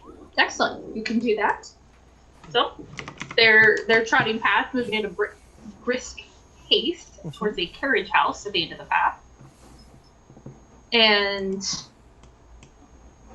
you see the last two members of House Blood come, like, running, full out running, catching up. It's the enormous guy that you saw before, and Evie in uniform. Evie salutes you as she runs by, and that shadow is getting very, very large. I like how we didn't plan this heist at all. We're just doing a heist. We're just like, Those are the best heists, Dixie. this is like the worst planned heist in all of history. Those are Like the best heists. every 2 seconds, we're like, change of plans. All right, so Clove, what you doing? You come out right behind them. The shadow's getting very large. I'm just trying to. Now that I know that Evie's here, I'm sure at some point she's gonna stab someone, and I'll just grab a box and slip out. All right. Statue, light a cow. Okay. I think Your I can. kite plane is very shortly going to crash. Yeah. Which is great. Which is exactly what we wanted to do. Because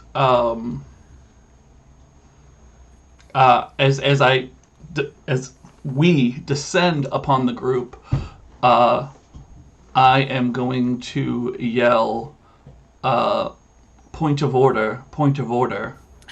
You are all in breach of contract. Halt your progress immediately. Okay. Is this an ability that you're using, or are you just... It's not an ability yet. It will be an ability soon. I think I need to crash first before I can use the ability. I think during our flight, Lytical threw on some of his summer mask gear, if that works for you. That sounds great Sure. to me. Great. While you're I think writing on the Lytical has pipe made worse costume changes, faster costume changes under worse circumstances, for sure. I should put on my guard sunglasses. Yeah. As long as we're changing costumes. God, Rob. You need to be stopped. Alright, A so... guard now. Excellent. Excellent. Both of you, Lightacal and Pistachio, make a roll to see how you're able to avoid taking some damage from this crash landing. Yeah. Let's see here. Can I use harm to avoid harm? Sure. Okay, great. I'm skilled in harm. So that's 1 is normal and 1 for harm. Mm-hmm. Is this another combined roll, or is there Nope, you're each making your own roll. Okay. Unless you were somehow like clinging onto each other to jump off together or something, and I don't know. If we cling to each other and use my skill in harm to roll with it, will we get to roll 3 collectively, or just rely on my 2 collectively? You can do up to 3 collectively. Okay, You know But what? you can also each of you make your own dice pool. I'm willing to grab onto Lightacal so he gets an extra die from me. Why, thank you. And I think I've only got the 1. I don't think I can deceive the crash landing or stitch myself together preemptively, so... Okay, so I'll roll 2. And I will roll 1. Okay. Big money. 3. 3. Both of you got a 3 as your highest. Yeah! Cool. Okay. Great. Love it. That's failure. Yay! So I think you are, both of you, at this point, going to take each of you 2 more stress to strain. Great. Love it. Did the procession stop when I yelled those things? I think that you did get everyone's attention. Okay, cool. I think that... oh, God. So we hear Pistachio yelling about you're all out of order and in breach of your contract. Mm-hmm. I think everyone turns to look at this point, like, why is this person yelling from the sky? Mm-hmm. And I think everyone sees your amazing crash landing on this kite as your biplane blimp airship kite crashes into the ground. The wings crumple. Pistachio and Lightacal cling to each other and then roll on the ground, doing maximum damage to each other because they don't know how to like properly roll while holding each other. They didn't actually practice this when Lightacal was Pistachio's I'm only good at stage fighting, not real fighting. Evie's just looking at you both like horrified. Like, what the fuck did you do? Like, there are identical looks on Pinecone's faces and the face of all of the members of House Eves. The other 4 guards from House Blood, the scarred woman, and the other 3 look very generic and similar to each other. Mm-hmm. All kind of like look at you, and the 2 guards like push the members of House Keys together, to cluster around them. And I think Pinecone and the scarred woman start running towards the crash landing. Evie, you're kind of caught up in there. You could follow. You could hang back. No, I'm going to guard the stones. Okay, so you're gonna run over back all the way to the rest of the house keys, but you're pretty much caught up at this point, so it's not a big stretch. So you're gonna run back there. And Clove, you're caught between a crash landing and a bunch of guards. Don't worry, it'll be great. I think Clove is like, what is the meaning of this? As loudly as I can say. And I'll pull myself from the crash and go, I'll tell you the meaning of this! And we're going to pause and take a break. Yay! Because that seems perfect. That's a good cliffhanger, yeah. Yes. All right. So we're going to take a brief break here. We'll be back in about 10-ish minutes. 10-ish minutes. So get a drink, stretch your legs, hydrate. We'll Thank you, Stream, for putting up with my terrible allergies that I'm dealing with. I've taken Benadryl, so now the allergies are going away, but I'm yawning, which is better.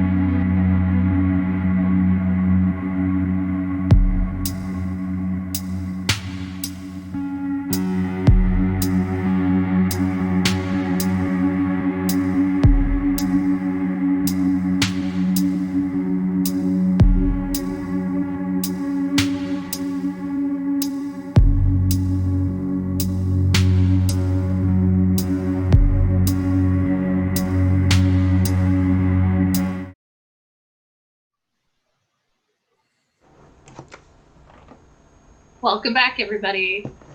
We are playing Solstice, and we're now back. Hope you got a drink and enjoyed yourself there. So we have had the house keys, have picked up the crystals, and have hurried off with them.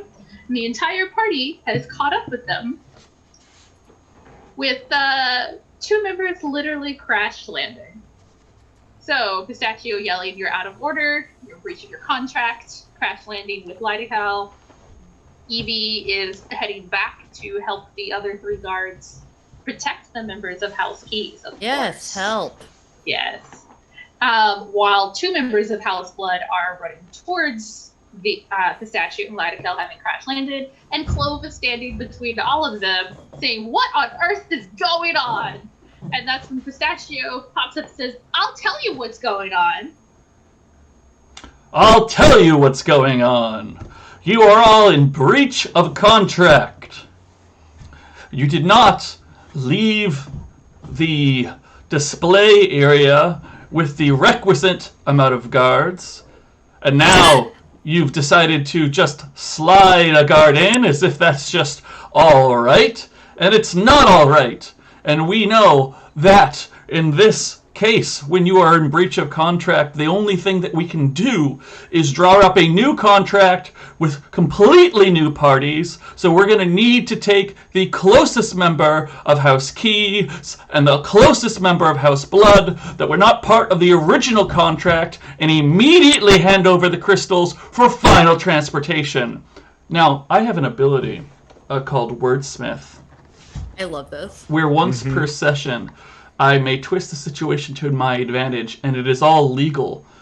I state the exception or why an allowance is made, and the GM will tell me how the NPCs react. Okay. So you are accusing House Keys and House Blood of being in contract violation. Since they have left without as many guards as they were supposed to. And this is quite the accusation. It is. Because you are a member of House, and House Inc. knows their contracts. That's right. So I think at this, all of the NPCs are going to start nervously looking at each other. They make a lot of contracts, make a lot of deals, negotiations, promises to one another, and sometimes it can be a little difficult to keep track of them all.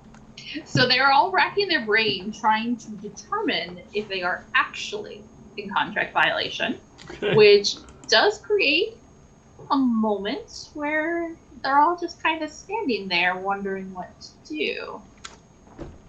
Clove, Evie, Lydikel.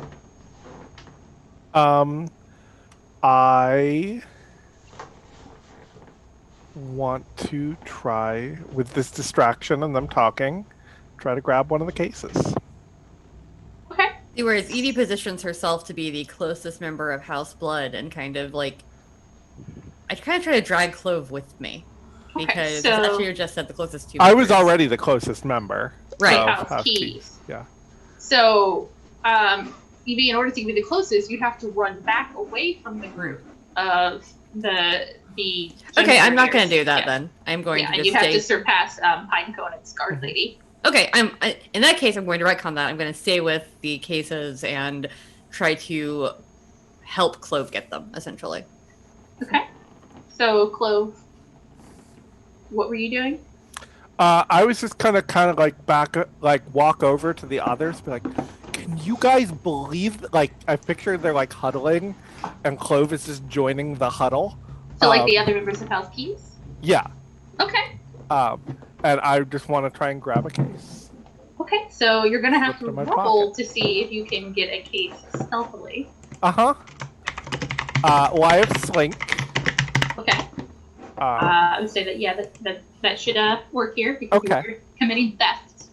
And I think that's all I have that is useful. So I'm gonna roll 2 dice. That's a 6. All right, Nice. Success with no consequences. All right, so again, people tend to underestimate Clove, which is of course exactly how Clove prefers it. So they sneak up to the rest of the House Keys and they're putting arms around. I don't know. Is it really a contract? Is that a thing you sign contracts for? But is it binding? But like there was a loophole. Like the guard disappeared. It wasn't. We weren't in violation. And you just keep up this like chatter and patter of discussing the contract of whether there was one. And you reach around and grab a case from a member of House Keys, a fairly young woman with like topiaries for eyebrows. And you managed to slip it out of her hand in the confusion. You now have a case. Yep. You feel quite confident has the winter crystals in it. Okay. I'm here Maybe to you're let... right there. I would say you probably see this happening because you're keeping an eye on the case. So. Probably, but we're trying to heist them, so. Yeah, so you're fine with this. I am going to walk over to the group. And I'm going to say... So to what group? The key group. Okay, because I'm going to assume that you're right there. So Yeah. Okay. So sorry, I was thinking like 3 steps, but okay. Like I will be at the key group. Yep. And I will say, according to what Pistachio just said, we actually need to get all the cases over to them until everything is settled. All right. So As I do believe Clove is the closest ranking member, they should probably take them. all right. So you're having that conversation. Let's see if you can convince them to go along with it. If they'll actually just like hand the cases over to Clove. Okay. Rolling. I roll a 5 and a 4. So you get a 5. So that is success with a consequence. Okay. So you are going to take some stress to blend. That makes sense. Going to stress to blend. Clove, the members of your house, just okay. I don't know about this, but okay, here you go. Thank They're all you. kind of like, why are you here? So you've Thank got you. all 3 cases. Fantastic.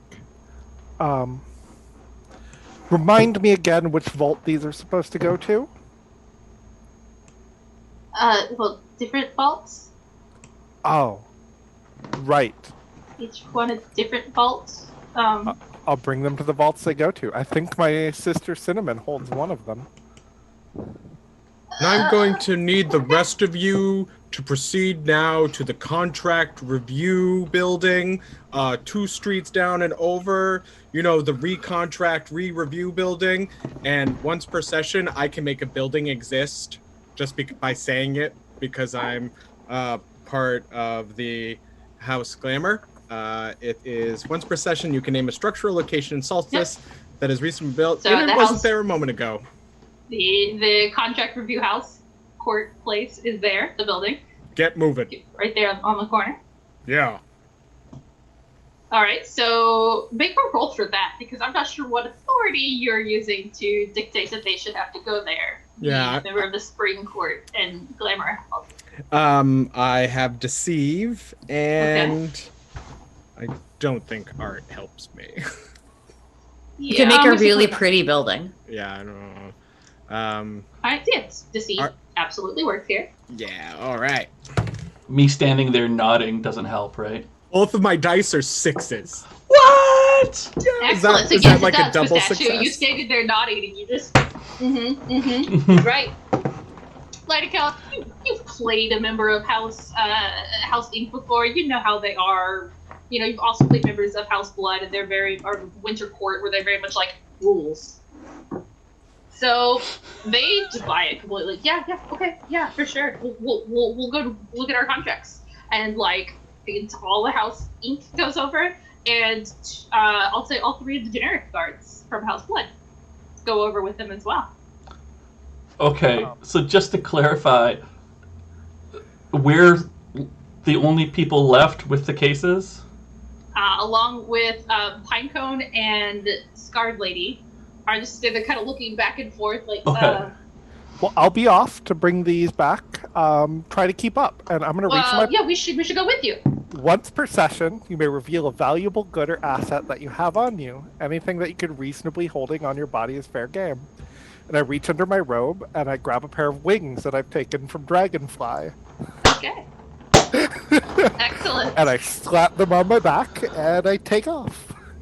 Alright.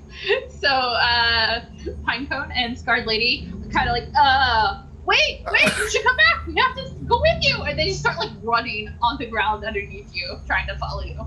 Uh-huh. So, Pistachio, Evie, Lydical. Evie yells at Pinecone and Scarred Lady, who we should probably name. I think her name is now just the Scarred Lady. That's what she goes Oh, by. okay. So, Evie yells at the Pinecone and the Scarred Lady and says, "Stop! That's illegal!"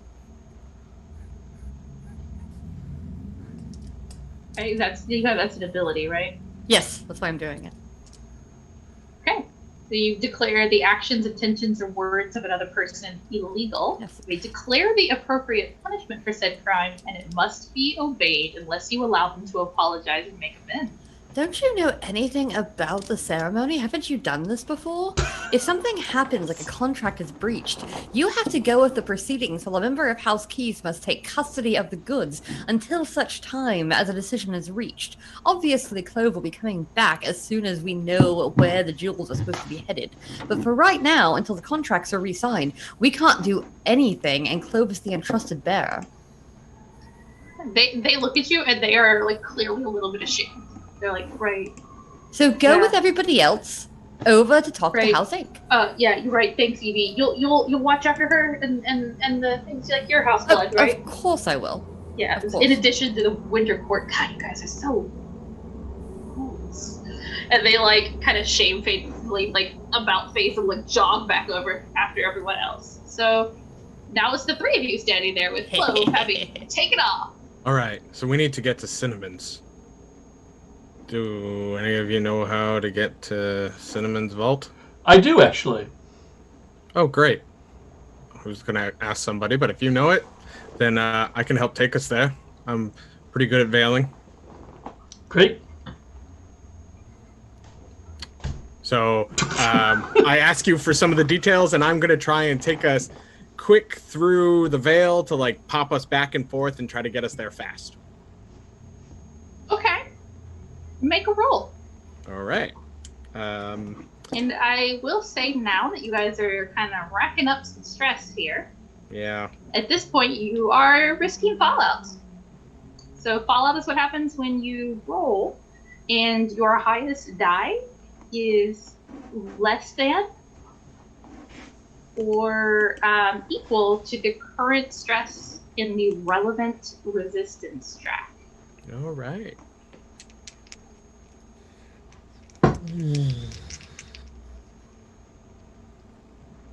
I got a 1 and a 6. Okay, Ooh. okay. So, clear success, no consequences. So, let's say that the three of you grab hands, and Lidokel kind of like jukes one way and pops you into the mortal realm, and it's loud and it smells really bad. Jukes you back in like immediately, and now you're like halfway across the city. Oh, a little too far. You know, you juke back, and Lidokel just kind of like jerks you back and forth for a while. But you know, he's actually really good at it, and you don't get dizzy, don't get nauseous the way you think you would normally, popping in and out of the veil this much.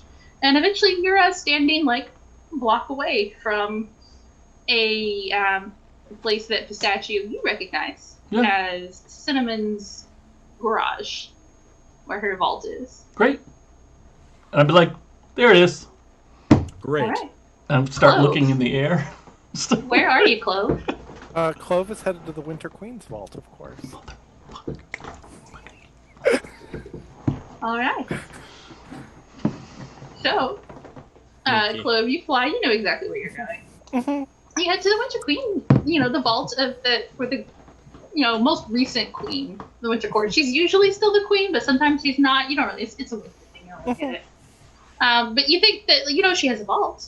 Mm-hmm. You know these things. Remember how keys. So you pop out right outside the front of her house, which is an igloo, just a teeny tiny little igloo. You pop out there. Yep. And I knock on the door. It takes a moment or two, but eventually you see a kind of like wizened, bent over old man with a cane opens like just enough like across the door in the eyes to be able to see something. Yes? I've got your crystals. Oh. Bit early, but well, let's see them. Show me the case. I hold up the case. Yeah, looks like a case. All right. You hear like an absurd number of locks and keys turning, and he opens the door. Yeah, it's down the hall. Okay, and I walk toward the vault. All right. Pistachio, Lidocal, Evie, you pop out next to Cinnamon's garage. Yep. Wait for a while. Yep, watching the sky, and then eventually Lidocal just go, and Lidocal has like shucked it and gone, all right, this, I feel like maybe we got fucked over. yeah, Clove might be a double agent. I had a bad feeling. That's why I figured they were trying to get it to their sisters. Right. That's what I was also counting on. Damn it. Yeah. I have no idea where they are. We should report this. Yeah. Yep. I think if we report it, we have to explain a lot of things. Well, to math. No, we can just turn in clothes. Mm-hmm. They were counted on part of this deal. Even talked to Birdie. Didn't they sign a contract? I'm sure. House Mask comes for theirs, especially those who betray. Out of character, honestly, I don't know what happens at this point, although it's highly entertaining.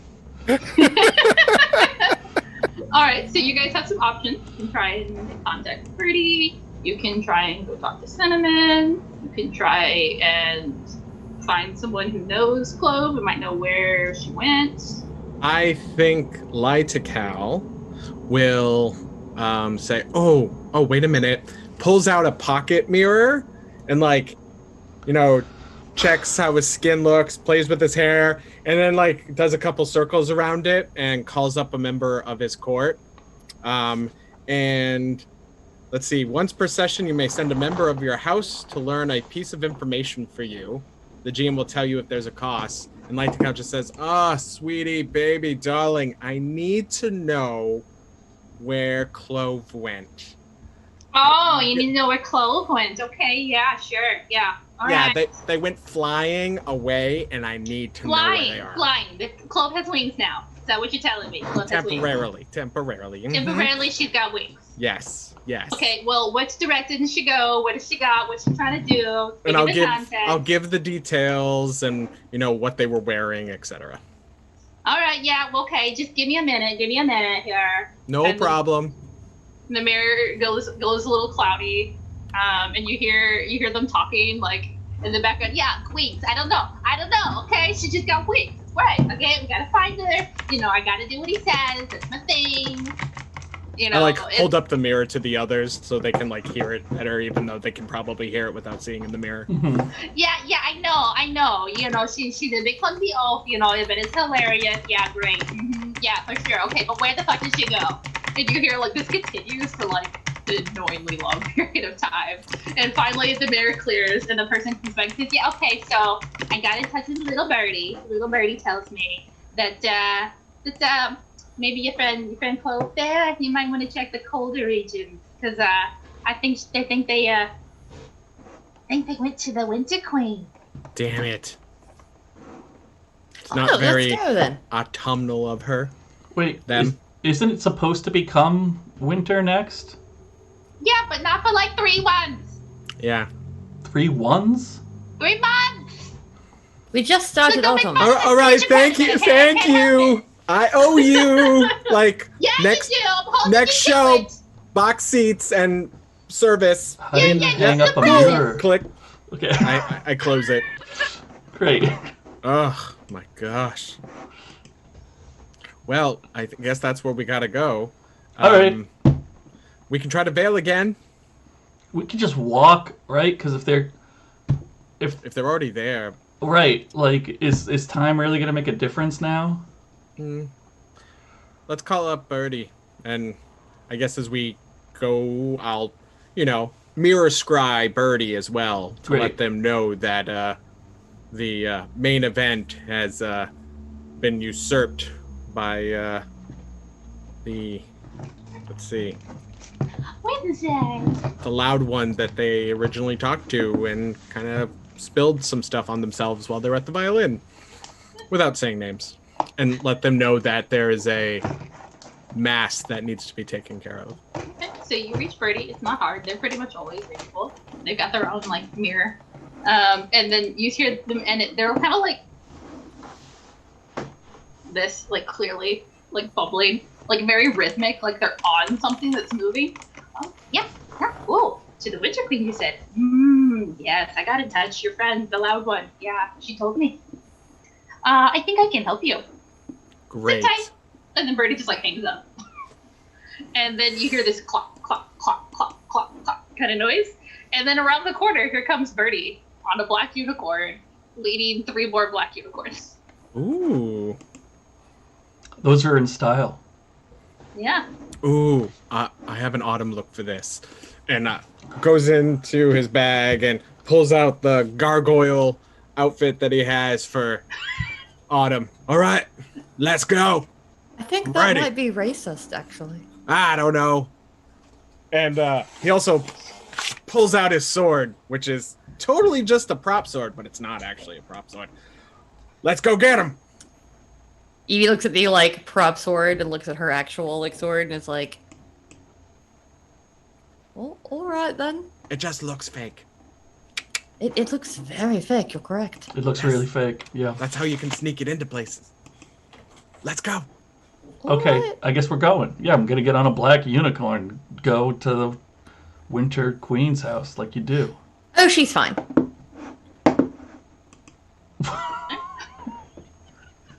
Alright, so you guys hop on the unicorns that Birdie gives you. And Birdie's able to give you a shortcut that'll actually get you there pretty quick. You Great. guys head after Clove. The old man has painlessly led you down the hallway, regaling you with stories of seasonal changes past. Yep. And about how the Fae these days don't appreciate traditions. And back in his day, there was a whole retinue with multiple guards from House Blood to look after the crystals. It's a lot. Okay, Boomer. Yeah, pretty much. So he's leading you down the hallway to the vault. No, like. So what are you gonna do with the others? I bring them to the other kings and queens, right? I don't fucking know. Yeah. That's what I mean, I'm you're the house supposed to do. keys, I guess. He's like, Right. and then he pulls out a whole like key ring and he starts like fumbling with it. You do it. Oh, absolutely. So can I? I don't have the patience for this. I pull out my skeleton key and just open the lock. Oh, right. Once per session, I can produce a key needed to open any single lock. Yeah, there you go. Oh, I forget that you get those fancy things in house keys. I Yeah. just had all the. Yeah. Mm-hmm. So let's get this done because there there was some trouble bringing us Some over trouble? here. I think some house mask folks were trying to take the crystals. Oh, house masks. Yeah, so I gotta get moving, but I set the thing in the vault and like I'm gonna go. Thank you so much. And as you're like saying this, you turn around. The old man closes the vault behind you, and you hear the lock click. Oh, And then he looks, and you hear the voices. Yeah, you should really not talk about house masks like that. You don't ever know what other masks are around. You just sit tight, dearie. And he locks you into the vault with all the crystals on my mat. Eat them. Did you just say eat them? They exist on sugar. It's a different type of crystal. I just want to find out that Clove has eaten the crystals. It just makes it my favorite ending. All right. Okay. Lidocal, Pistachio, Evie. Before too long, you guys do arrive at the Winter Queen's igloo home. What's Right. the queen's name? What is the Winter Queen's name? Queen. Jack can give us suggestions if they want to give us suggestions for that. Yeah, someone name the Winter Queen. Autumn.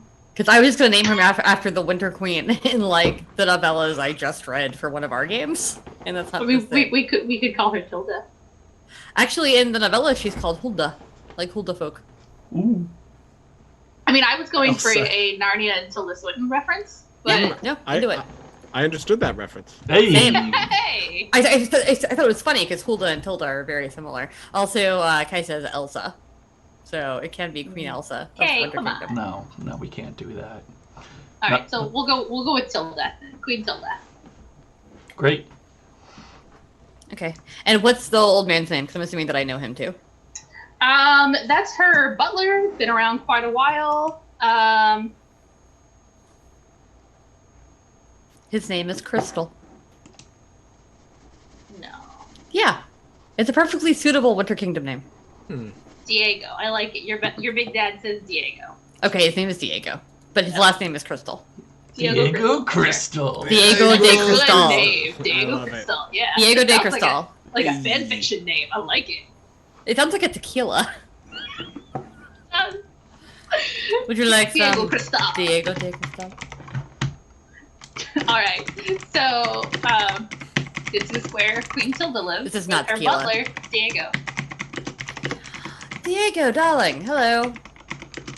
Oh, yeah. Hello. Has one of our associates been here? An autumn courtier named Clove. How would I know her? Cause you answered the door, man.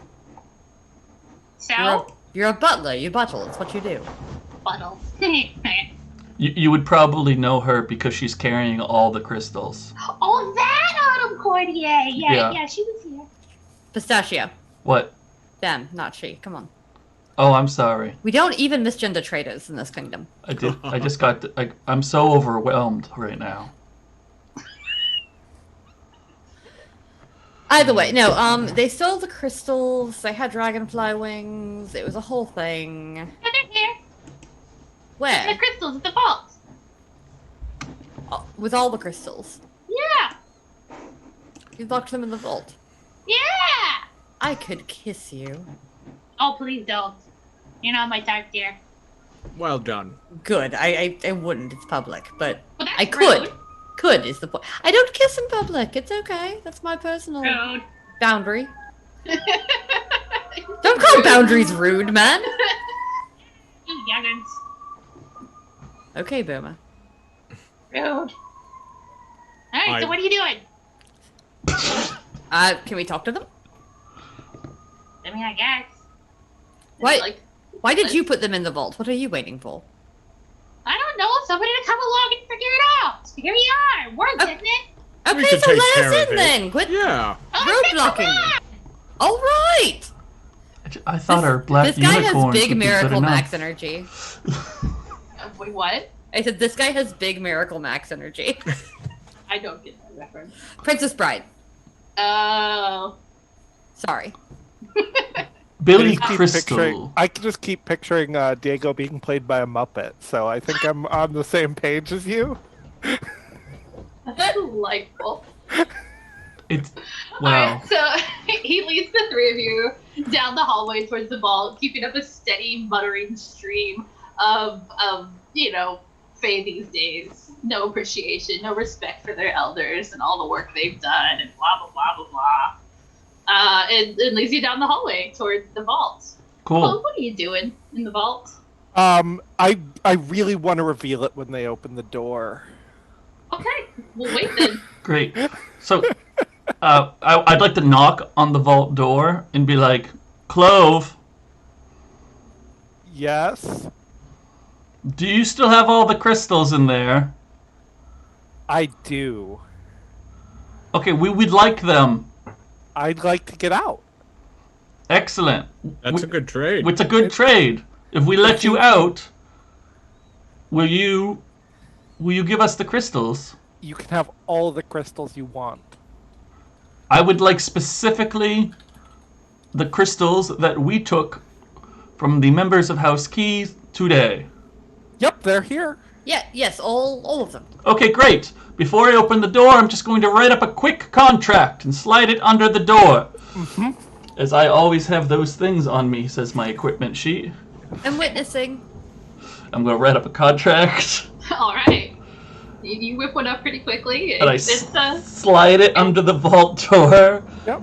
it's a little difficult because the vault is like specifically designed to not allow that. Yeah, it's a But, like, vault. Like, but you've done this with contracts before. Right. It's a little crinkly and the ink smears in one corner, but like it doesn't violate the sanctity of the contract. Maybe it's got So like you're a able to- slot, like one of those slot things that like some banks have, so you can put things in without anybody Yeah. Specifically for contract. Like a drawer, because Same, right. sometimes you have to lock people in vaults. All right. It's probably very common here. Probably not uncommon. So All right, so Pistachio is able to get the contract under the door. So Uh-huh. Clove, you see this parchment Mhm. poke out from underneath the door. I need a quill. I don't have a quill. no, you don't need a quill. Just bite your fingertip and sign in blood. That's gross. I understand that, but this is a vault contract. What does the contract say? It has a lot of words. I'm an ink fae. There's a lot of words. Would you like some kind of roll to make a complicated contract?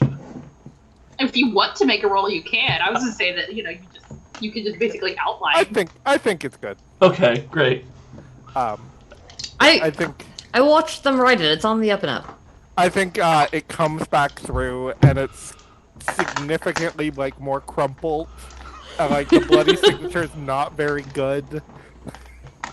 Like uncrumple it a little. What do you think? Do we count it? Is that Clove's signature? Clove, is there anyone else in there with you? Nope, just me. It's Hey, close. is there anyone else in here? Have you been leaving me alone this whole time? Nope, I'm alone. You hear a slight whisper Yeah. in your ear. Well, that's Can't quite creepy. make out what it says, but Let me out of here, please. I think we should let her out. That's fine. Okay. What are we going to do when we let you out? What are you going to do? She's going to give us the crystals. They're going to give us the crystals. Yeah, Well, all right, open the I'll door. just walk away. I think provided this all works out, maybe we can figure out a way to move forward. All right, Diego de Cristal, please open the door. Alright, so he starts to fiddle with the keys and Okay. eventually finds the right one. And then starts to open the vault door. And And what I- do we see? As it opens out, like Clove goes to walk out, and behind them is just an avalanche of crystals. Once per session, you can create a bountiful harvest of any one thing. Oh It could my be gosh. tangible, like a bounty of money, or intangible, like a bounty of shame or pain. Crystals in there. Alright, tell me what these crystals look like. They look like, I think I opened the case and was like, that's what they look like. So I just made like a bounty of counterfeit crystals. Just like reproductions of Yes. the five crystals that are there. Uh-huh. Oh, that's beautiful, Natalie. Oh my lord. I would love to use my discerning eye for art to quickly find the two that we need, especially because I studied them closely. I mean, we need all of them at this point. Like, we need to get all of them right now because Do we need all of them?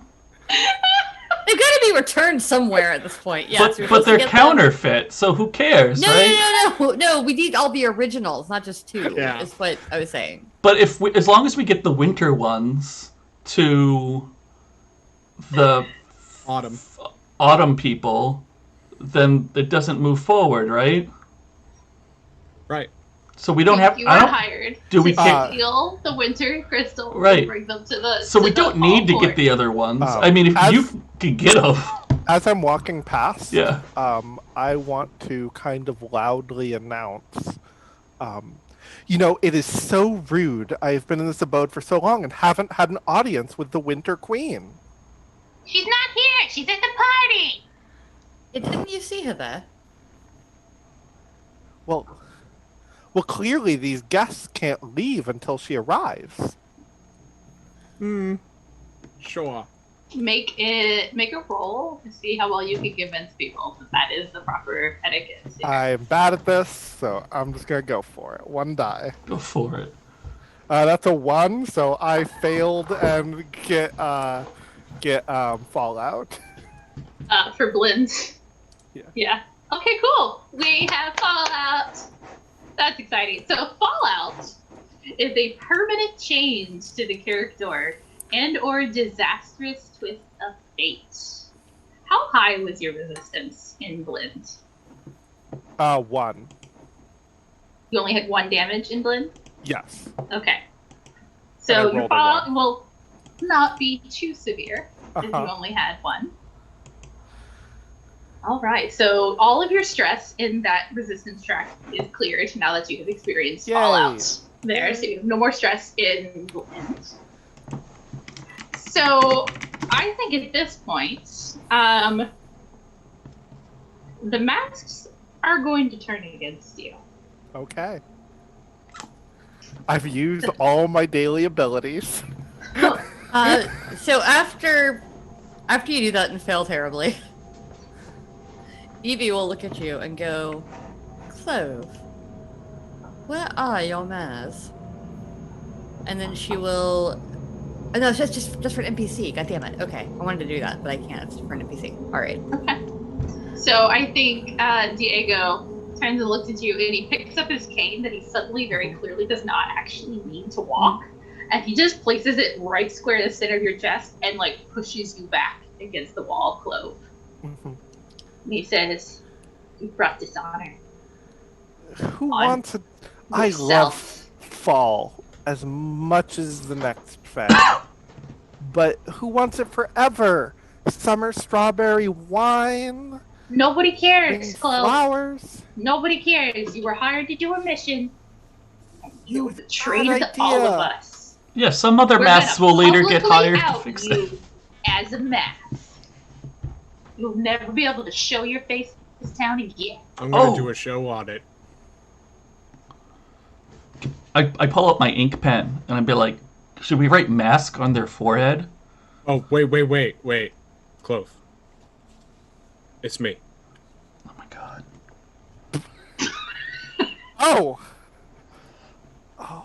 Oh, you're in trouble now. I am. Yup. Gonna put it in all my shows. Just how. Have you seen that really the dashing master summer chair. fae that crashed the kite? Yeah. Yep. I heard about that. Yep.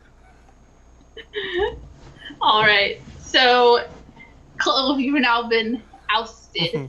from House Masks. So you Yep. don't have access to mask resources anymore.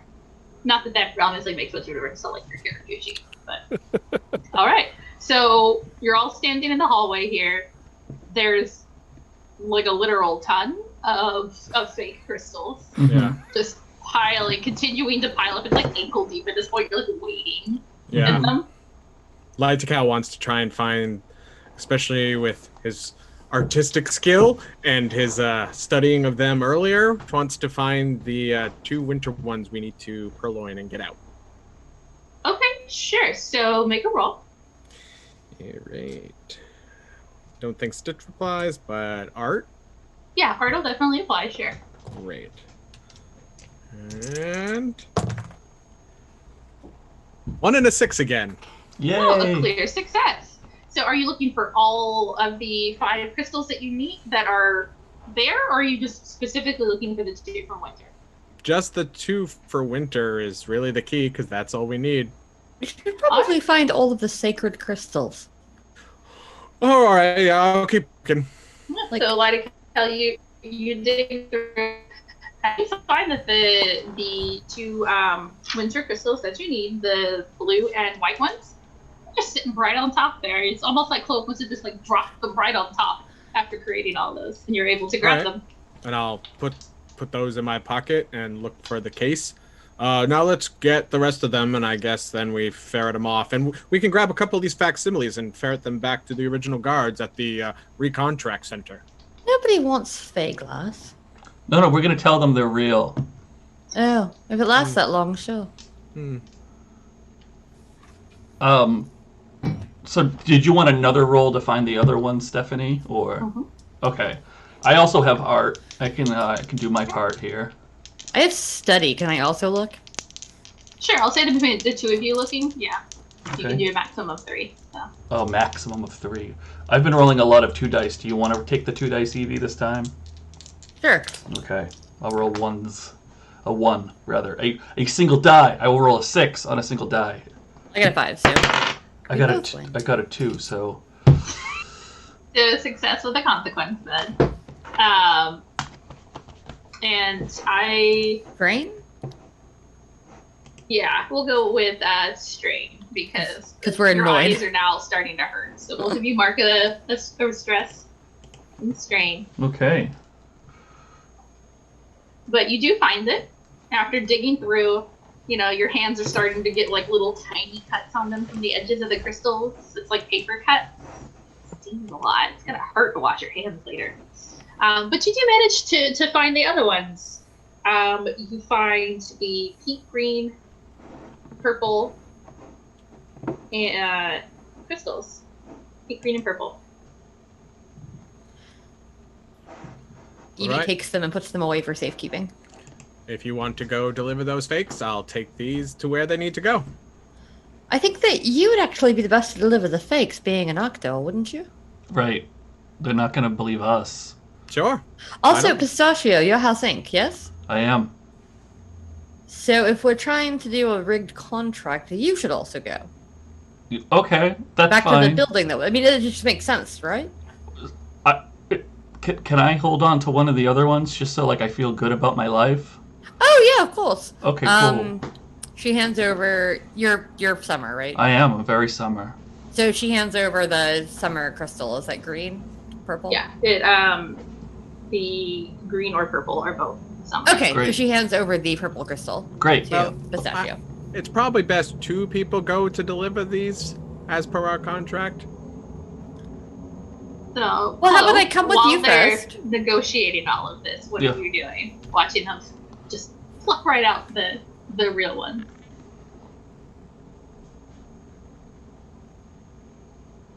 Close. Oh, so, I think Clove is desperately trying to look for a way out of this situation. Clove is trying everything they can do to save face. Okay, so what does that look like?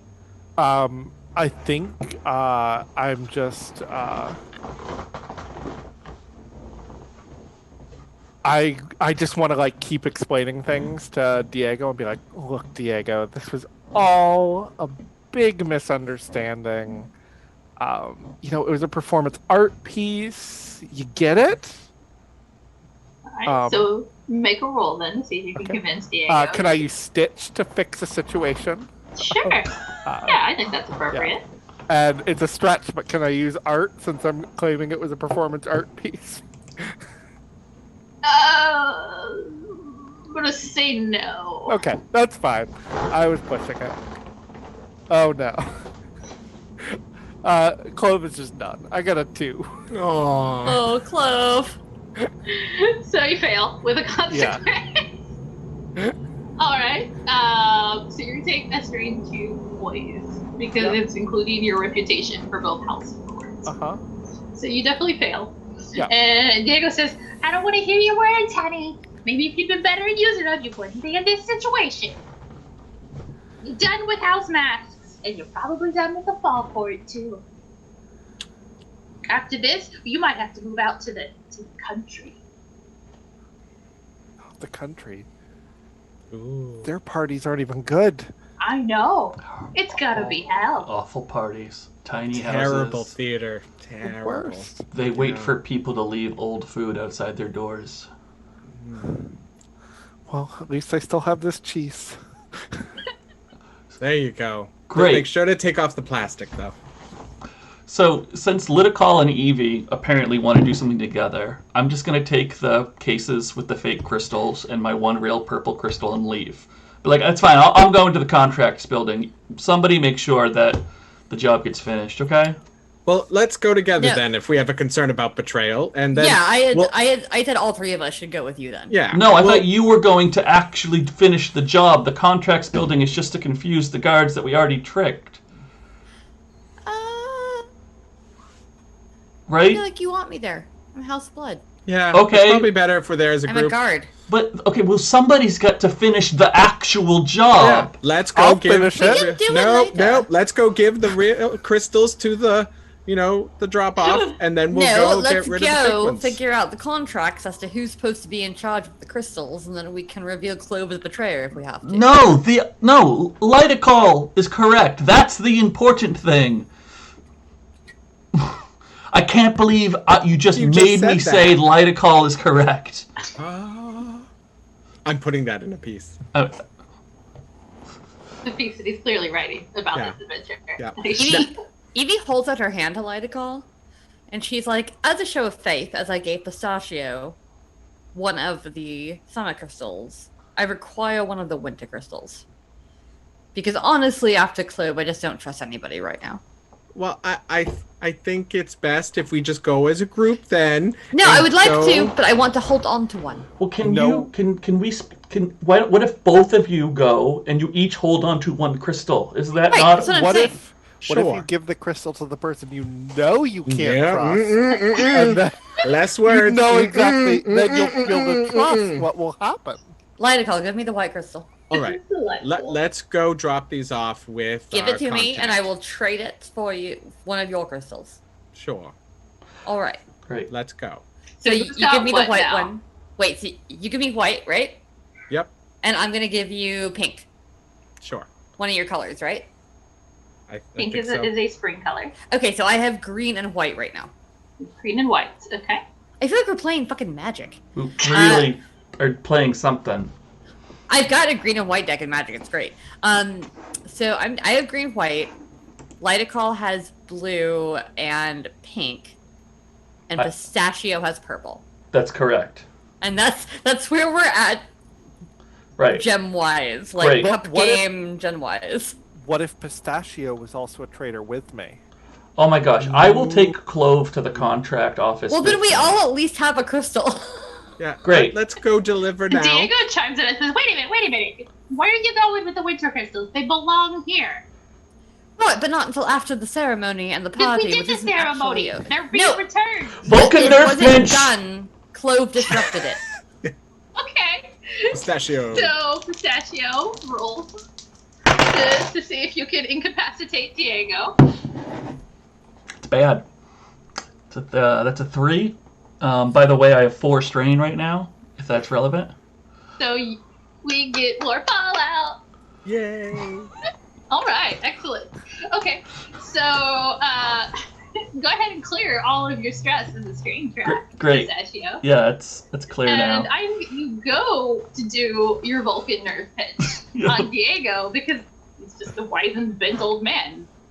It should be easy, right? It is not easy. And I think that Diego just like deftly maneuvers out of your grasp and turns and just whacks you with the cane. Oh no! And I think that I think he breaks your thumb. I Oh, think he gets your hand. I really liked And that you thumb. can feel it break. Are you all traders at House Mask? No, I was Evie. trying to give you the crystals. They're trying to steal them from you. Evie pulls out her sword, Okay. and she says, Now I get to use it. She says, Diego, where are your manners? You know what a breach of etiquette it is to feud with another member of House Masks. And you know that everything you're doing right now is completely incorrect. And I'm not sure that you're not in cahoots with Clove, honestly, so I challenge you to a duel. He goes a little pale at this, and then he says, "To defend the honor of the Winter Queen and the Winter Court, I accept your duel." Okay, can I go to the contract office while you're dueling? No. Are you like asking people this, or are you just gonna go? I was asking like Evie, essentially. Yeah, No. you sh- We must have a witness. You saw how...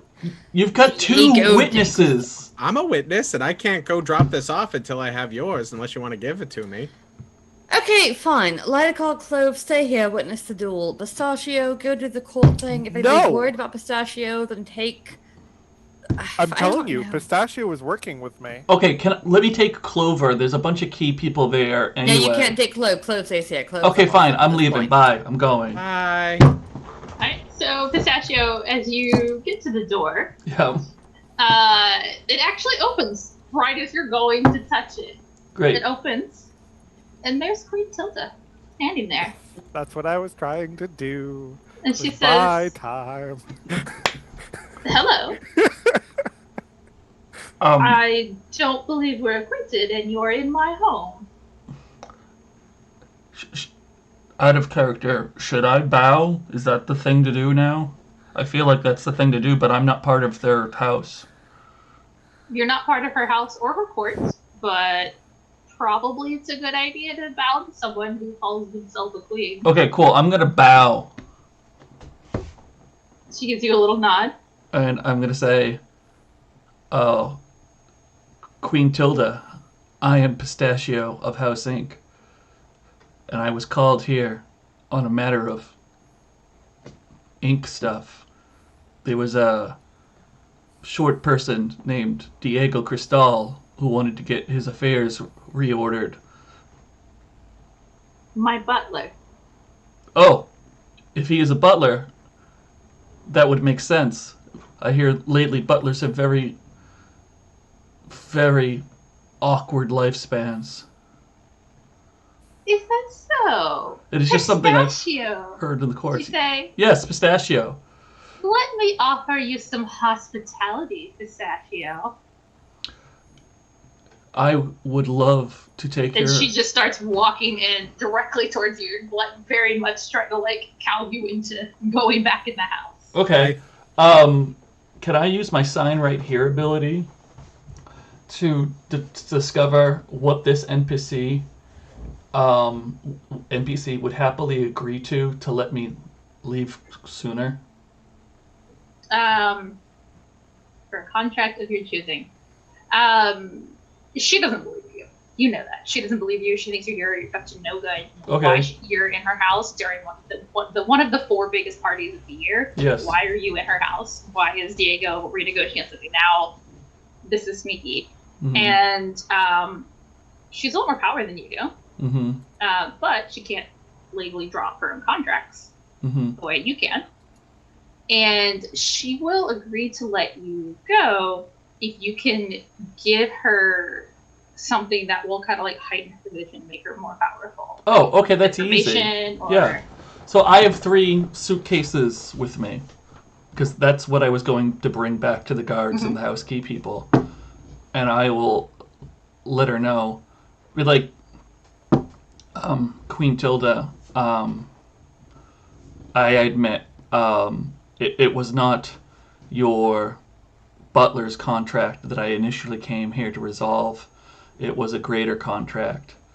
And because I am in a rush to put some things in order, I can offer you something that I think you would very much like to hold on to, that is not part of my other deal, in order to take your leave. And I will open one of the cases and show the fake winter crystals. Those belong here. That's why I agree. My contract said to bring them somewhere else, but I'll make a new contract with you right now to leave them. She studies you for a very, very long moment, and finally she like snatches the contract out of your hand, reads it, and you see her eyes like she's read a lot of contracts apparently. And then she just produces a large quill from nowhere and signs it with a flourish, slams it back against you, and snatches the crystals out of your hands. Great. Do you want the case too, or you don't want? I think she takes the whole case. Oh, okay. Yeah. Great. Get out. Wonderful. Lydical dashes out too. Wait, you're not in this part of the house. Yeah, no, you're with me. You're Oh, with me sorry. witnessing my duel. Right. Okay, never mind. I leave. Sashio leaves. All right. Evie Lydical. Wait, what did you give her? Oh, like all the fake crystals. I gave her Gotcha. the fake winter crystals, yeah. All right. Evie Lydical. Clove.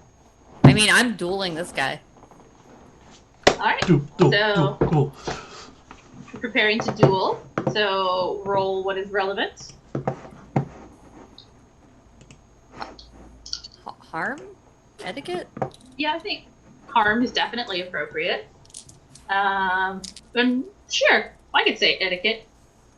Ooh, It's not just about politeness, it's also about like rituals and proper behavior. You get a maximum of 5. All right, excellent. So you succeed, but with a consequence. So you're going to take another a stress to strain. Okay. This is difficult, but you do succeed. And you knock Diego down. It takes a bit. He is actually a pretty good fighter. You're a little rusty, maybe. should you get him down? Second Princess Bride reference. It looks like the fight from Princess Bride with Inigo and Wesley. Oh, that's a good fight. Okay. It's like a 3-minute drawn out, like jumping on chandeliers and like piles of coins and sliding down them, like just ridiculous, over the top swordplay. While this is going on, Clove and Lightical, what are you doing? Clove is just waiting for an opportunity to slip out of here. Yeah, and I think Lightical is just watching Clove. I mean, okay, so then,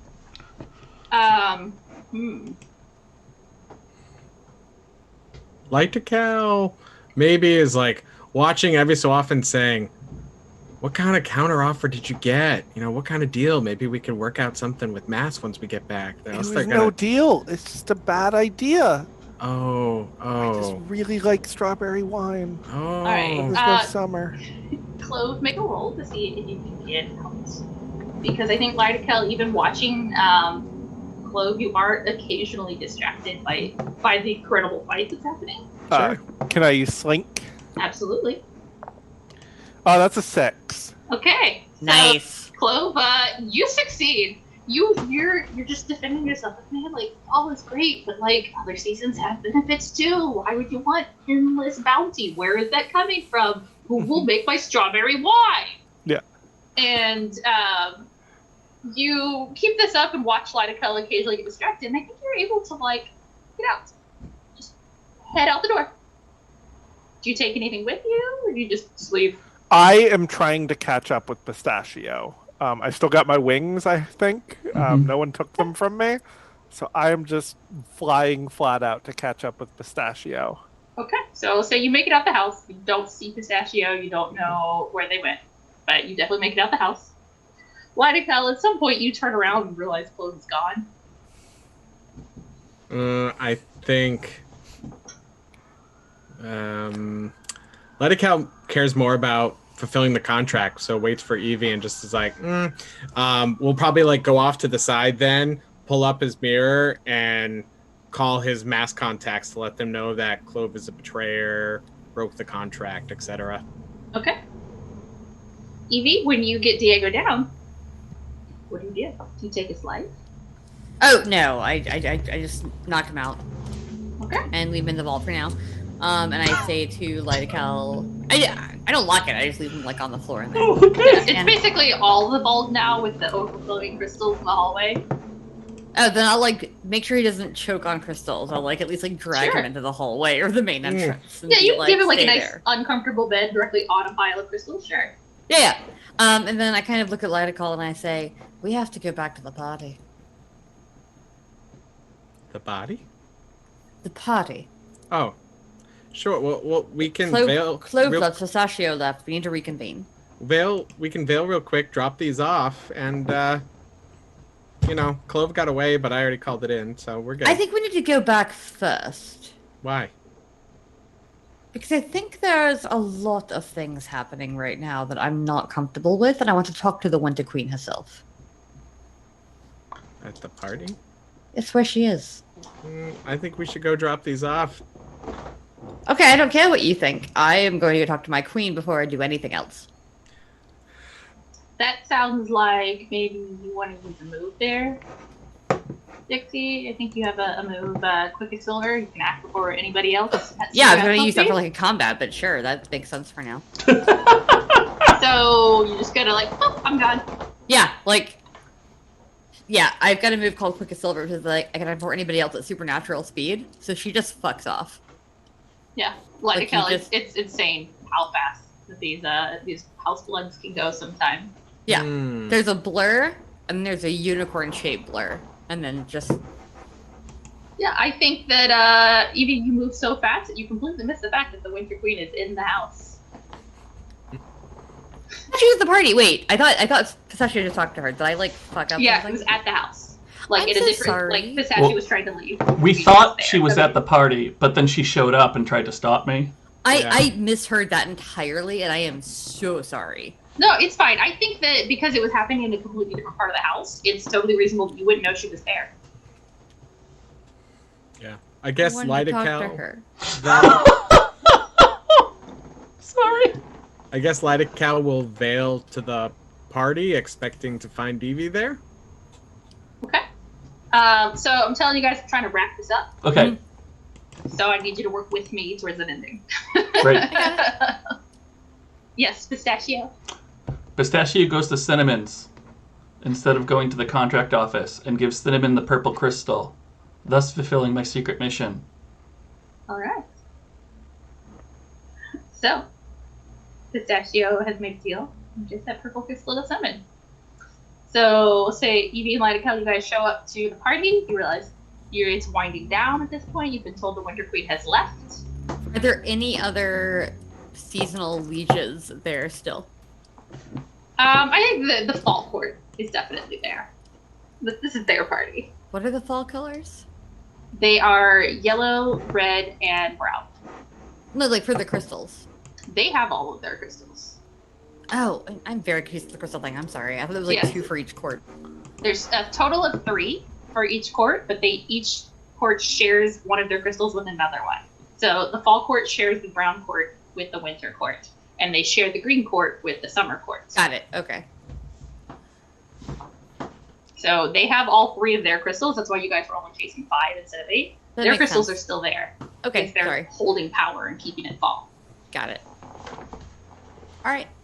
Yeah, Lightical will try to find Evie there after veiling and be like, so, you get what you needed? Can we go drop these off and be done with it? My queen isn't here, and I have to talk to her. Did she go back? Did we miss her at the house? I didn't see her. Where could she be? So Lightical, at this point, I'm going to say you're definitely getting very suspicious of Evie because you guys were told to give these crystals to the Fall Court, who is here, and Evie really doesn't seem to want to do it.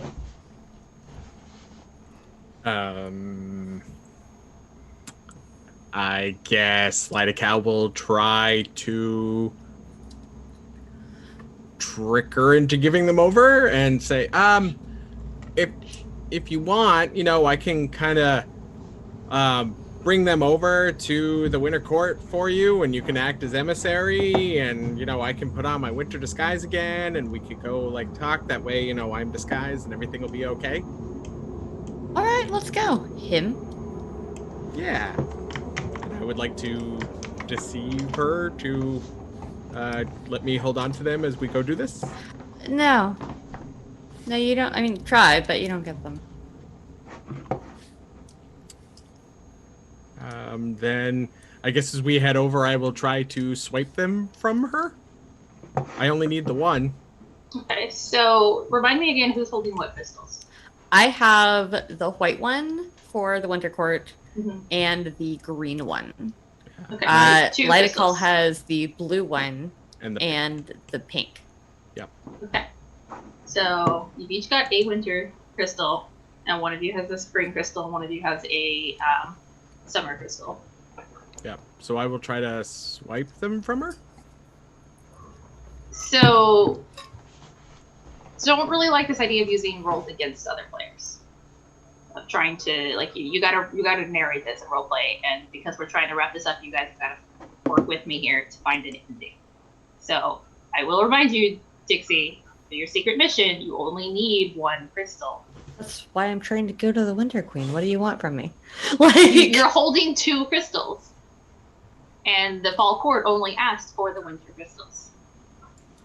It doesn't have to be the winter crystal. Oh. I'm sorry, that wasn't my plan, based on what you told me. I'm not sure what you want me to do, aside from go through what my character was doing. I'm just letting you know that you have options here. You have 2 crystals. Your secret mission involves 1, so could make a negotiation there. And Rob, if you're holding 1, you can turn yours in the Fall Court and complete your mission. I think Lightical would try to then for one leave all right, then I guess you'll have to turn yours over and I'll do mine, but then we'll throw on a different disguise and instead try to wait for an opening to steal the other winter one back. Like I said, I don't like this idea of you guys making rolls against each other, as in players. So Oh, okay. not gonna allow that. So then, Lytical, not finding a way to do so, would instead veil to go drop off their two crystals, the winter crystal that they had, and say, seems like maybe Evie's trying to make a better deal, but she's got the other one. And you're giving them to the fall court? Yep, Okay. giving them. And my secondary mission was just to find out who was the traitor, and it seems like I've found at least two. All right. So now that Lytical has finally left you alone, what are you doing? So Evie goes back to talk to the Winter Queen, Okay. and she presents her with the remaining Winter Crystal that she kept, but also presents her with the Spring Crystal that she still has. And she says, "My liege, I would do anything to get out of the House of Masks, but I need your protection for it. They hired us to steal everything and give it to the Autumn Court, and I'm not comfortable with that. But to prevent a war, or if there's going to be a war, I want to be on the right side. And so I need to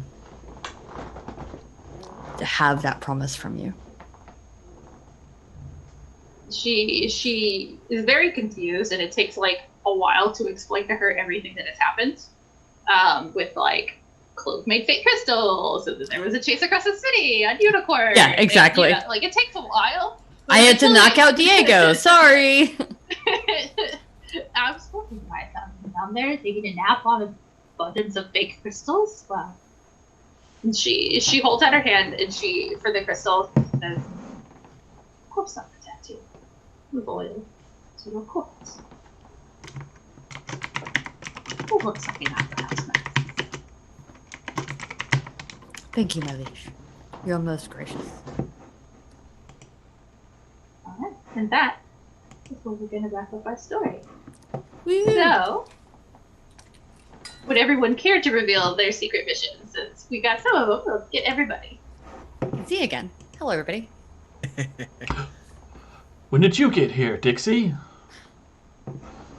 You guys want to tell us your secret mission? Yeah, my secret mission, which everyone might have guessed, was you think this is a terrible plan, find some way to sabotage it without risking your court, your house, or your own standing. And I failed on both standings. Oh, I think you had some plan to like steal them all for yourself. And No, my take plan your was just power. to make sure that all the crystals got to where they were supposed to go.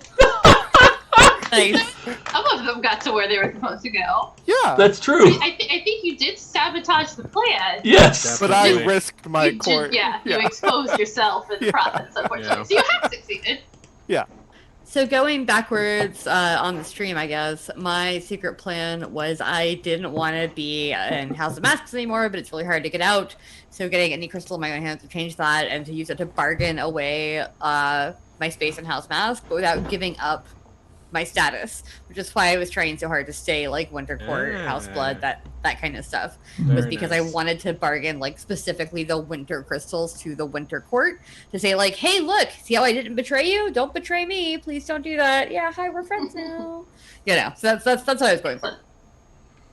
Lytical's was that they were certain at least one of their own was a traitor, and it was to find them and stop them without outing your own involvement in House Mass. Although that went out the window real fast because everyone knew who they were, and it was hard to get around. So, I'm but not at least they convinced found that maybe you- two that traitors. You didn't fail, honestly. So you found traitors, you outed them, and the greater world does not know that you're a House Mask. So I True. think you probably succeeded there. Nice. You just failed the bigger mission. Yeah. and 50%.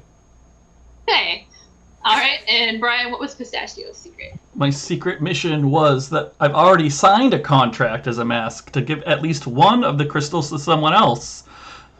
And then I did that. Yeah. Yes. So the Clove is Nice. right of getting a crystal to Cinnamon, at least in that regard. Miki. So everyone had at least a partial success in their secret mission. Seems very fey. It is. Yes. And But now Clove has to live in the wilderness. Oh. It's like one of those like technically succeeded. by Faye standards. Yeah, sure. So, Clove, I think while you have your wings and you spend a while of the night trying to find Pistachio, which you never do find them, and so you're just like, okay, well, I guess I'll just enjoy flying until somebody makes me stop flying. Might not get to do this for a while. And you fly around for a while. And the party's, pretty much over at this point. It's getting really late. It's getting hard to see, actually. But you've started going lower and lower, closer to where there's like lamps and torches and so forth lit here and there in the city. Kind of just buzzing by people to get a thrill. Drunk people, jumping around.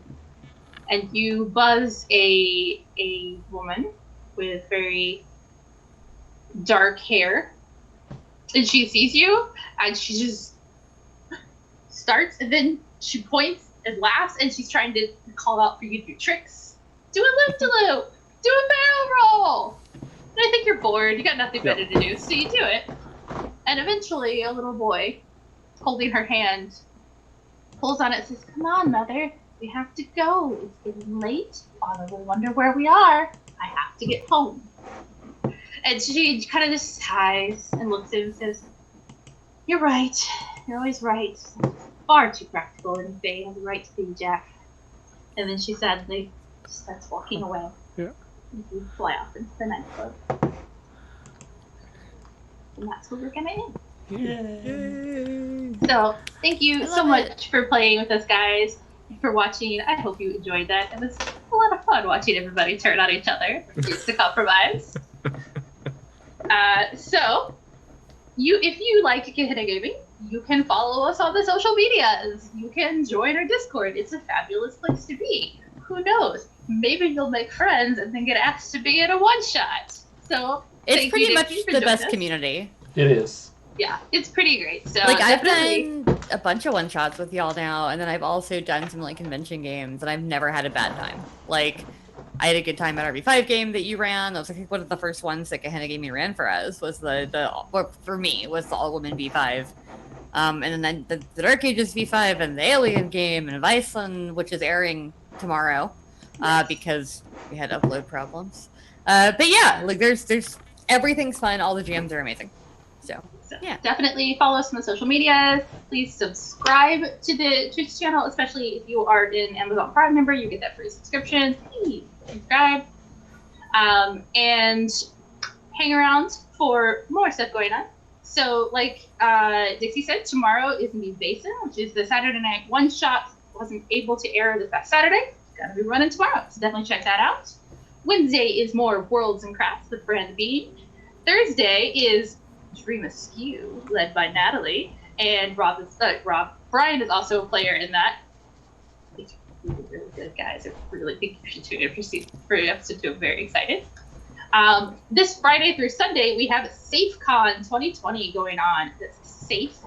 It's being run by the Bodana Group. They work with games as a form of therapy for all kinds of people of all ages. Really excited to be part of that and running games for them. And then Monday, come back here for another one-shot between Monster Hearts. It's gonna be Brian's game. That's right. Ace Adventures. Ace Adventure is a brand new game that we're looking to bring to Kickstarter soon. If you want to learn more about Ace Adventure, you can head to beerstargames.com. That's beer as in the beverage, stargames.com, and come back on Monday to see us play it. In fact, I know that as part of SafeCon, we're going to have some streamed games as well. So make sure you join the Discord to see that schedule. You might even see some of us back on that stream. All right. So, again, my name is Stephanie, and I have been your GM for tonight. You can find me on Twitter at CharmPersonGames, singular because of character limits. You can also find Charmperson Games on Facebook, and you can find us on your own personal computer screen when you go to charmperson.com and book us to run some events for you. Where could everyone find the rest of you beautiful people?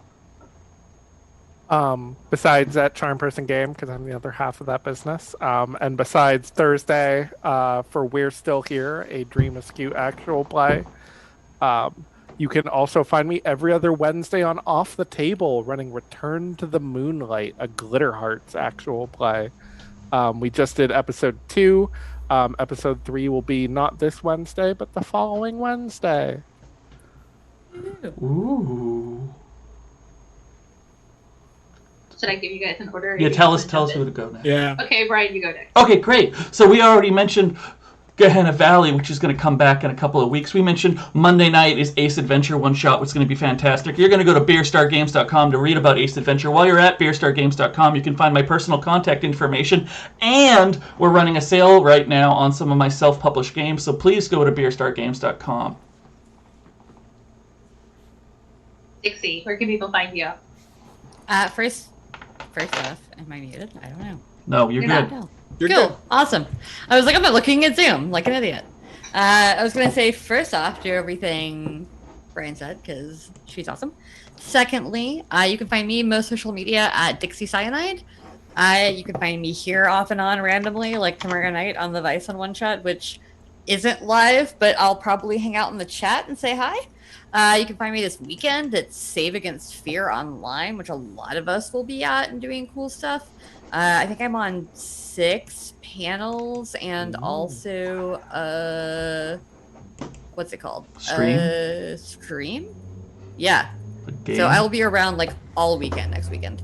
Yeah, that's me. Onyx Pathcast. If you would care about Onyx Path games, you can listen to me there. If you don't, that's fine too. The episode this Friday, we just talk about video games we're playing because we had nothing planned, so we just rambled for an hour about video games. Nice. And Rob. You can find me at nodirectionpodcast.com, where I have an article series called Investing In that runs every 2 weeks. Also, we have a new podcast up where I play Evatuer, a wizard. It's a Pathfinder game called Valiant. Also, I'm on Roll for Combat, where I do the Extinction Curse podcast, where I play Ataran, a witch. And of course, here on Gehenna Gaming, you can find me playing Monster Hearts every Monday, Season 2, back on the 26th.